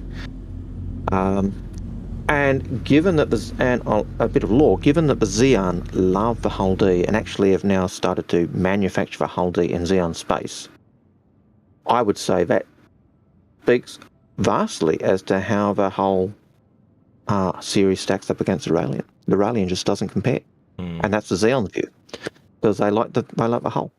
Yeah, in a crazy turn of phrase, you almost wanted it to not be in those capsules. You just wanted it to be attached to the outside of it. That would have been way better if it just had magnetic plates all over the back and they just and if it was all over the back, it would be external cargo, but it's not external cargo because those triangular. They have some kind of gravity lift thing that brings them down to the ground, though, don't they? So I honestly can't remember. I actually think those pods are a super drawback, because you can only kind of hand load them. You can't just have like a big ship pull them off, or I don't know. I'm not sold on that at all. I think it would depend on how big those triangular pods are in terms of what size crates or what size cargo you put in. If you can only put lots of little boxes in there, then it's going to be a nightmare to unload. But if you can put a larger crate in there and pull it off with an MPVU, then it's just going to be as difficult to offload as it'll take longer than. So I think it'll take longer than a whole series to offload. Yeah. So yeah, it'll take longer, but I think it has other advantages. The cargo is not exposed to space; it's internal, even though it's separated from the areas you can walk around and see. So. With persistent habs, Joe Stamir has asked, with persistent habs, will we likely see a rework to the orbital space station hangars? I think they've been planning for this for ages. Like a stream or two ago, I could probably head there now and show you as well. So I'll go to a space station and we'll just delay that question, Algared, and we'll talk about it. Okay, so the next one is from Dell, and we'll come back to your question, Jose. Yep. Dell asked, do you think the RAF will replace the MPVU-1C for its intended role? No. They're very unique. They're different ships. Yeah. The MPUV is more like it goes with you. It's the one you take with you. The raft is going to be at the port. And I think if you have an MPVU, the MPVU-1C has a small cargo pod attached. If you take that cargo pod off, my understanding is the MPVU could take one of those, a 33 SCU crate. So yes, you could use it as that role, but the roles are different. The MPVU is that base taxi. It is a ship that's used by Argo to. It's multi-use. It's in its name. It's a utility. Yeah. It's not. So the raft is more dedicated. That's the simplest way to look at it, without going into a really detailed explanation. Raft is cargo unloading and loading and moving. And the MPVU is a multi-purpose. It's like a multi-tool. It's essentially a multi-tool, but for a ship. Yep, the ship's multi-tool. That's probably the best way to describe it. So yeah, I don't think it will. Like we said, if we go back to the question on the Kraken, will the Kraken be able to do it? You've got to you can use those ships for that, but you've got to look at the ships for what their purpose is, and the MPVU is the multi-tool. Maxol TV. Do you think we can have a train of cargo ships like in Stargate? Yeah, I think COG's hinted at that. That's called a convoy. Just because we're coming to the last of the questions now, we're going to go 2 or 3 questions left. If you guys want to get your questions in, we're going to start wrapping it up. So if you do have a burning question, get it in now, because we're gonna wrap it up shortly. Yep. Next one, Algared. So Jose asked his persistent hangers question again, so we're holding that off for a moment until you get there. Yep. And we'll come back to that. Dill asks, am I crazy for wanting to buy back my Constellation Phoenix Emerald with LTI? Oh, no, he just asked if he was crazy, and I agreed. What was it? Constellation Phoenix. Dude, if you want a Constellation Phoenix, you get a Constellation Phoenix. They're not my jam, and I don't think Algared would say they're his either. There are better options. I really like the interior of the Constellation Phoenix. The Constellation Phoenix, though, does have significant issues compared to what was promised when it was originally sold. So, it doesn't have any size 2 missiles. It's supposed to have more than an Andromeda. It has yet to see its third point defense turret go in. I thought you were about to say its third eye. No. So it has yet to get its third point defense turret put in. It still has issues with its cargo in terms of if you fully load it, the top layer of cargo pops through the floor. At least last time I checked. The turrets are still too small. Its power and it doesn't have the larger power plant. It doesn't have the better shields. It doesn't have so many things that were promised that the Phoenix that aren't there. From my point of view, Algared, it's just how pokey the thing is. It's not luxurious. Yep. The fact that they've got to enter the ship through the crew quarters, and there's just so many things that just. I liked the interior of that luxury section. Yeah. I like the fact that there was a lift that you could go up from the garage up to the luxury section. I would have liked that lift to be a little bit more luxurious. Yeah, it's too many compromises. I would have liked that entry to be a little bit better. Yeah. I don't like the fact that the other entry takes you up through the messy crew quarters of a ship. You'd never do that. Not even passenger liners do that. You enter a passenger ship through the public area, and the crew have other areas. And the crew areas are crap compared to the passenger areas. You'd never take your passengers through that area. My concern also with the Phoenix is the fact that it doesn't have a larger power plant, which means it can't run the extra systems effectively. So the second you put that point defense turret in, the fact that you've got that stupid bath that chews up power, the fact that you've got an extra 4 people on the ship means that its life support, unless its life support is increased, it has life support issues. So I see the significant issues with the Phoenix compared to the other Connies. But is it a nice ship? Yeah. Del, is it worth 400? No. But is it a good LTI token if you're looking maybe to go to a larger ship? Possibly. Del, yeah, I'm crazy too, so don't worry. Getting back to Jose's question, or Jose, I don't know how you pronounce it. It's different places. I'd say Jose, but yeah, Jose. So this is so Jose's question was persistent hangars. Will the hangars in orbit stations also need to complete rework or redesign? So we went through it a couple of streams ago, but I'll go through it again. You can already see a lot of the stuff sitting here waiting to be ready to be used. Look, this would be something that could take your cargo off to the cargo depot by an elevator. I think you've got a refuel truck in there as well. Yep, you've got those hangars. You've got your. There's our forklifts and stuff. You've got all these little ones little hanger things off to the side. So this could be a repair or drone repair bay. We've seen them. You'll see them as I go around and show the little annexes. You know, they could have the cargo go in. They could literally spawn vehicles so you can put them onto your ship. You know, here's another one with cargo sitting on it, and you can see they've got doors at the back so they can take them out and despawn them. Stuff like that. So that's what these are all for. They're all here already. You know, here's your you know, do you need some more fuel?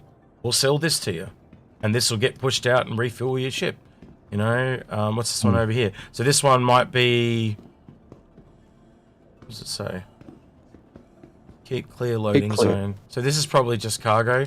It's where cargo goes into the station from your could be, so. Or the same thing with that car over there. I think that car's the one they're going to do, because then they can drive it right up to your ship. You load it all up, and then it drives off into like. So you look over here. Look, it's really obvious to me that this is what I'd be doing anyway. So you drive this loader thing out, kind of like you have a plane, the ones they use on the planes. You know, the little car they drove over. So they drive this over. You load it all up, and then it just drives back in here and drives through this door and despawns. And then they add all the cargo off it into your inventory. And I'm expecting one of these will also be where you spawn in a rover and then drive it onto your ship. You know, you go over here. To answer the question, do we think that the persistent hangars will need the hangars to be redone? No. I think they've actually got everything in there, as Execute's saying, to kind of facilitate that. And will they have cargo storage areas for us to keep our stuff in before we put it to the station? Yeah. Yeah. So these two here, I think these are spawning, maybe hiring or spawning AI crew. So these are like your closets. So they'll either have workers come out of here to unload your ships, or maybe even crew that will join you on your ship. So that's like, because why is there two? So yeah, I always think about that. So you want crew to offload your ship, you hire them and they'll come out of there and do the work, and you'll see them working and loading and offloading, loading or offloading. And then when they're finished, you'll get the message and they'll walk back and disappear. And if you're hiring crew, they'll come out and get on your ship. And so yeah, I think I'd agree. They don't need a rework, but the persistent hangars we'll probably get something similar to that. I'm trying to understand this, but it looks like it's like a mini elevator that literally just goes up and down like half a meter or a meter or something. That's really weird. See there, like, look, it is an elevator. Yep. That's really strange. I don't know why they've done that. It could be, I don't know. Oh, I know what it is. No. It's for a vehicle. So the vehicle comes out, hits here. It's like on a truck. It's like a truck dock. All right. So it comes out to here, and then you load really big crates. Yeah, that's what it's for. And it falls off. So there might be one for really big crates, one from like medium crates, and then the small crates go on a thing like that. Okay, now I'm starting to understand. So they can sort it. Oh, okay, right, yeah. And so you could have your cargo stored in your persistent hangar, but you'll also have the ability when you sell it to send it off into the. See, and this is like a cargo drone for picking up. If you looked at any of the concept images, they've had cargo drones, and these can literally fly over, pick up an entire crate, and fly them off and stuff. So they may use those to unload ships as well. And obviously, it's also going to depend how much money. Like if you just want to use humans, they're probably cheaper than drones. You know, stuff like that. So they've really thought about it. And you can go through any hangar and do this. So me and Algared are just a bit weird. We're always looking ahead, but that's part of our job, so to speak. So yeah. I hope that does that answer your question, Jose or Jose? I don't know how to say it. In Australia, I'd say Jose, but I think it's Jose. I'd say Spanish. Jose, but yeah. So let us know if that answers your question, Jose. We're down to the last couple of questions now. So we are. Maxwell TV. I think. All right, you go for it. Go for it. Maxwell TV says, "Do you think the Corsair can be a valuable ship to do cargo?" I think it falls into that versatility role. It falls into versatility. It is a Connie variant. Basically, it's the same size as a Connie. So same cargo size. Yeah. MSR. Look at the Connie, the MSR, and the Corsair, all the same cargo. They're all the same that's cargo. That's a versatility layer. Yeah. Quality of life issues with the Connie versus the Corsair. So take your pick. Dell. Oh, I'm absolutely okay. Yep. Damir says. Damir Begoja. Have you heard anything about the complimentary game package for Concierge? No. apart from there is a package, a complimentary game package. They've literally said if you go over 1,000, you'll get a game package, which is kind of interesting. Yeah. I think part of it is that acknowledgement that game packs are crap. And it's a frustration because game packs have a bonus and a value. They do give opportunity for NPCs down the track. CIG have said that. But I think in terms of value for money, I think the game pack is an acknowledgement that they're not necessarily the best value for money. And so it frees up people, insane people like me who have game packs, to be able to melt those game packs and not lose the game pack. And have a game pack and be able to buy those individual ships and use LTI tokens to CCU to the ships using War Bond. So I think the goal is really to encourage those micro War Bond sale transactions. All right, we're down to our in the long run. Down to our last two questions. Jose got back to us and said he does. Thanks. That's good. So we're down to our last two questions. Second last question is from Sly. Do you think CIG will fix the entry point for the MSR by extending the existing elevator to go ground level? So they have said they do want to put in a second entry point, but I think that's too close to the back, Algared. What are your thoughts? If that elevator was further at the front, then that'd be awesome. It'd be a great method. I don't know really where they're going to put it. It does need that extra. I think it's going to be downstairs in those vents. I think they'll add like a little drop hatch door in the vent somewhere. Yeah, probably like an old bomber entry point. But yeah, I don't see. I could see them doing that because it would almost be lazy to put a hatch on the bottom and the lift just extend the lift going down. As for the elevator, I want the elevator completely removed. I want it just made back into stairs. And if they want it to be ladder. I don't even want the ladder. I just want stairs. I just don't like elevators and ladders. I hate them. When stairs could literally be in almost exact. If you do the height and you work out where the stairs would go, it's almost exactly the same space as the elevator. Well, I think you can actually vault up the height of that. If you're in the elevator, if the elevator is down the bottom, you can actually vault up to the top layer. You can. I just don't like elevators. I just can't stand them. And every time you get on my ship, you bloody use this thing. Reddick, what was your question? You'll have to put it in again because I can't. You said we skipped your question.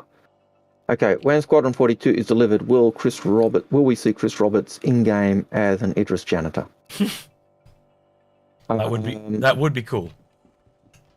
In the movie, what was his game?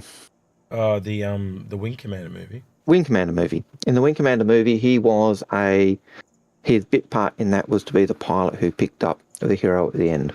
So I could see him being in there. Would he be a janitor in a Idris? Maybe.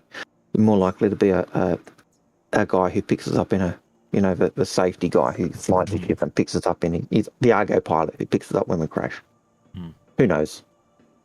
And now that takes us to the last question. All right. Last question. Which is Craig B. And Craig B says, is there solid hopes that the Hull B will be a great competitor to the Connie Taurus?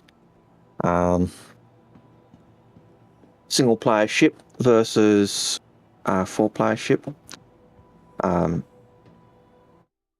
Yeah, look, it's going to be. I think the Hull B carries 128 cargo, so it's going to be similar.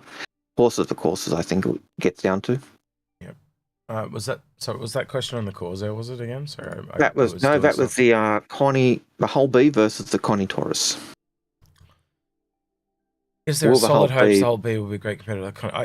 If they go with the original concepts of where we thought they were going, the Taurus would only go through medium jump points, and the Hull A and B would go through small.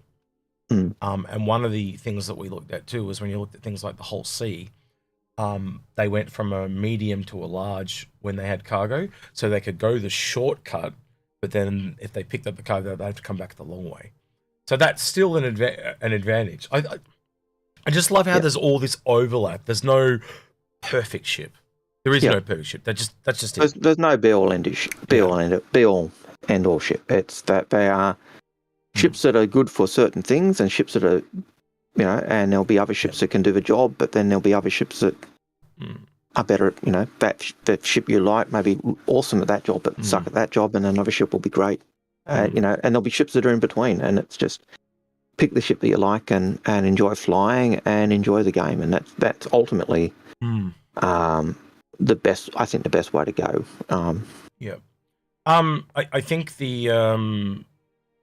that's kind of why we recommend the bigger ships too. You kind of get that bigger ship, and you can just use it very easily to get anything you want. And it doesn't have to be in the same. So say you have a big cargo ship, you don't have to earn a cargo ship.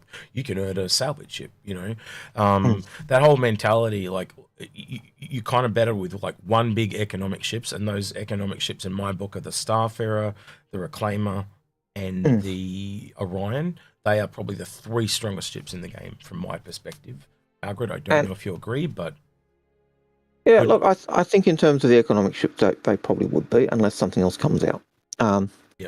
But I think you're right. You get those ships, and it still may take you time to grind those small ships. You may not be making as much profit in one run, but what is certainly absolutely and utterly clear is that if you've got a large ship and you're making money on a large ship, it's going to enable you to earn those smaller ships significantly quicker than if you're using an Aurora to try and earn your way up. It's not saying you can't do it. It's just saying it's going to be easier for you. And if you want to avoid the grind of earning those ships, then going those big ships down is certainly the best bang for buck. It's kind of like that question earlier where someone was saying, what is the best single player, large to medium, blah, blah, blah. I kind of just go, don't even worry about that. I've got to that point now where it's just get the bigger one and you can use it to buy anything you want. And it does, and even then, if you're going, oh, I like this, I like this, I like this, I like this, pick one big one. I'd almost say, like, look, because there's a now versus then approach, right? So now you want to have everything so you can try it out, blah, blah, blah.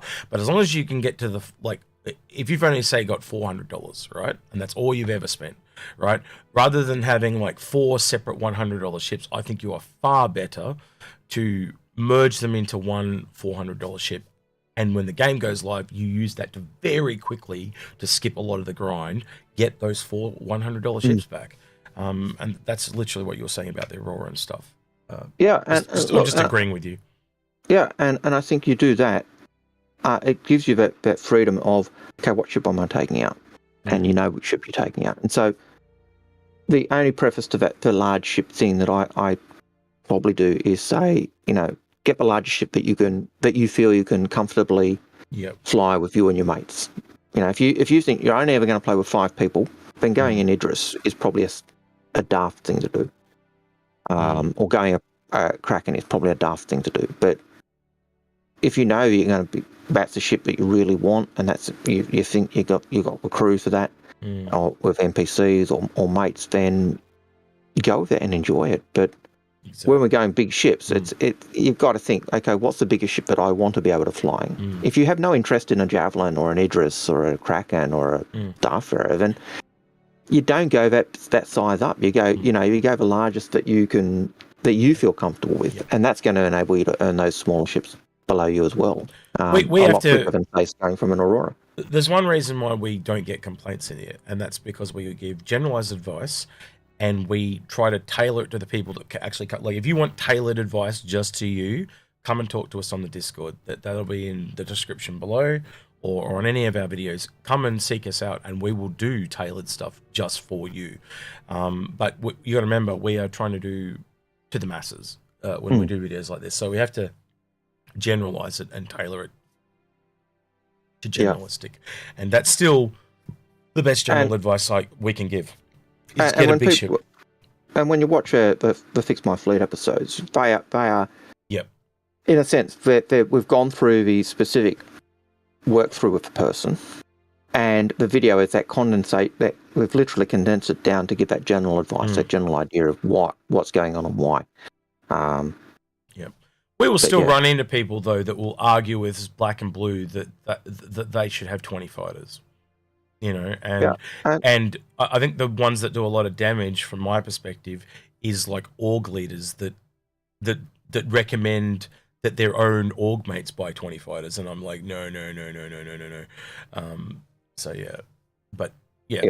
There are some people out there that are giving advice on the now and not on the long term. And yes, it is good if you can find an option that works for you between the now and the release. But you've got it. Like I don't know about you, Algared, but at the end of the day, I think you have to put release over the now. But if you can get your cake and eat it too, yes. But at the end, yeah, we're talking about thousands of dollars here sometimes, right? So I don't think you can make a recommendation that someone's going to be really pissed at you. Yeah, and I think that's the hard thing with orgs. Orgs, people say, what ship do we need? Mm. And Algared's frozen. I'll say hello to Sandgroper while we wait for Algared to get back. How you doing, man? Yeah, we're just ending. So all right, he's back. He's back. Unless there's a massive stream of questions that pop in and all of a sudden, then we'll be finishing up shortly. But yeah. It really does get down to that point. If you're looking at, your org members are saying what ship to buy, you could say, yeah, look, we would like these ships, but what do you want to do? Because at the end of the day, people need to be flying or being involved in ships that they enjoy flying. And if people aren't doing that, they'll leave. It's the nature of every game. No, so yeah. I still think that'll be one of the things of this game. I don't think. How do I put this? I don't think it's going to be kind of like so much like other games where that one person just does the same thing over and over and over and over. There will be people that do that, but I think everyone, even that person that does it over and over and over and over and over, he will at least looked at everything before he settled on that. And I think there's that advantage, the fact that we're not the ship. Yeah. So if I'm flying my Aurora, I'm not the Aurora. I'm the pilot of the Aurora, and I can get out and I can go into Executes, Andromeda, and crew that and be a gunner on it, or I can be a gunner on his Redeemer, and we can do missions, and I can still. But that I think it's a big thing that separates Star Citizen from every other game that I've played, in terms of the fact that I'm not the ship. Yeah. I'm not the. It's also the fact that the ease of entry, because there's no levels. So you could have been playing for 10 years and your friend comes in and can just join you. You can give him a bunch of gear and he's pretty much up to where you are, pretty stock standard very quickly. I think that's a massive benefit as well. Like you take a game like World of Warcraft, you would have to grind for 2 weeks to get to 50 or 60 just to be able to play with your friends. You don't have to do that anymore. Yeah. Which was one of the worst things about all those games, by the way.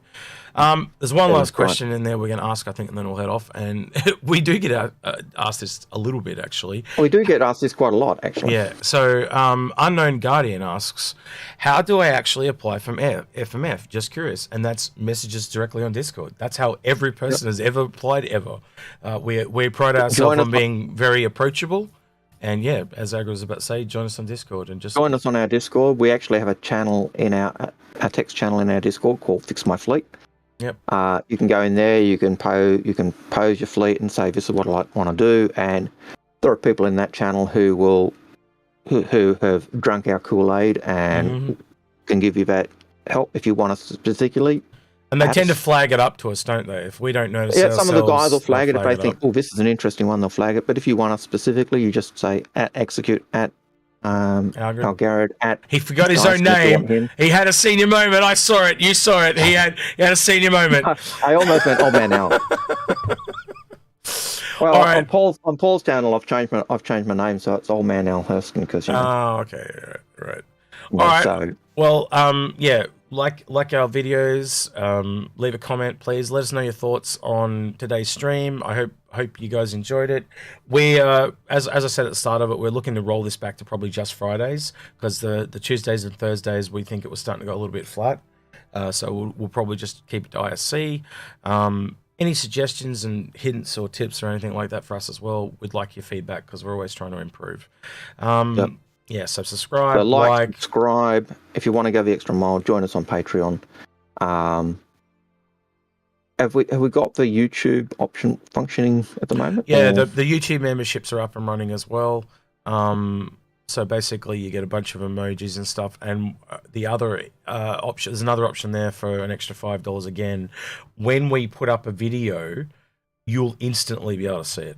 So we tend to might record something on a Sunday, and then it'll go up on the Tuesday. So if you want that early access, and that'll probably be exclusive to just that YouTube membership. So just let us know your thoughts. Me and Algared will probably have another show going this weekend. Don't know what it is yet. We always figure it out. But we need to get a time where we sit down with the guys and actually work out what topics we want to do, because I think our list of shows is depleted now, isn't it? Yeah, we haven't done a brainstorming session in over 12 months because of COVID and stuff like that. So we kind of need to sit down and do that. But we're down to the last few, and it's a bit of a lull. And a lot of the guys have been busy, like Badges is away. Space and Paul have really upped the game of their own content creation, so they're a lot more busier now. So and obviously that time of year Osiris has gone off to work, so we won't see him at all for at least another 6 months. Dyson popped around for an episode, which was nice. So maybe he'll come back again, we'll see. But with that, I think we'll leave it there. Algared, he's been Algared, I've been Execute, and we'll catch you in the next one. And we'll see you later. Take care, guys. Bye.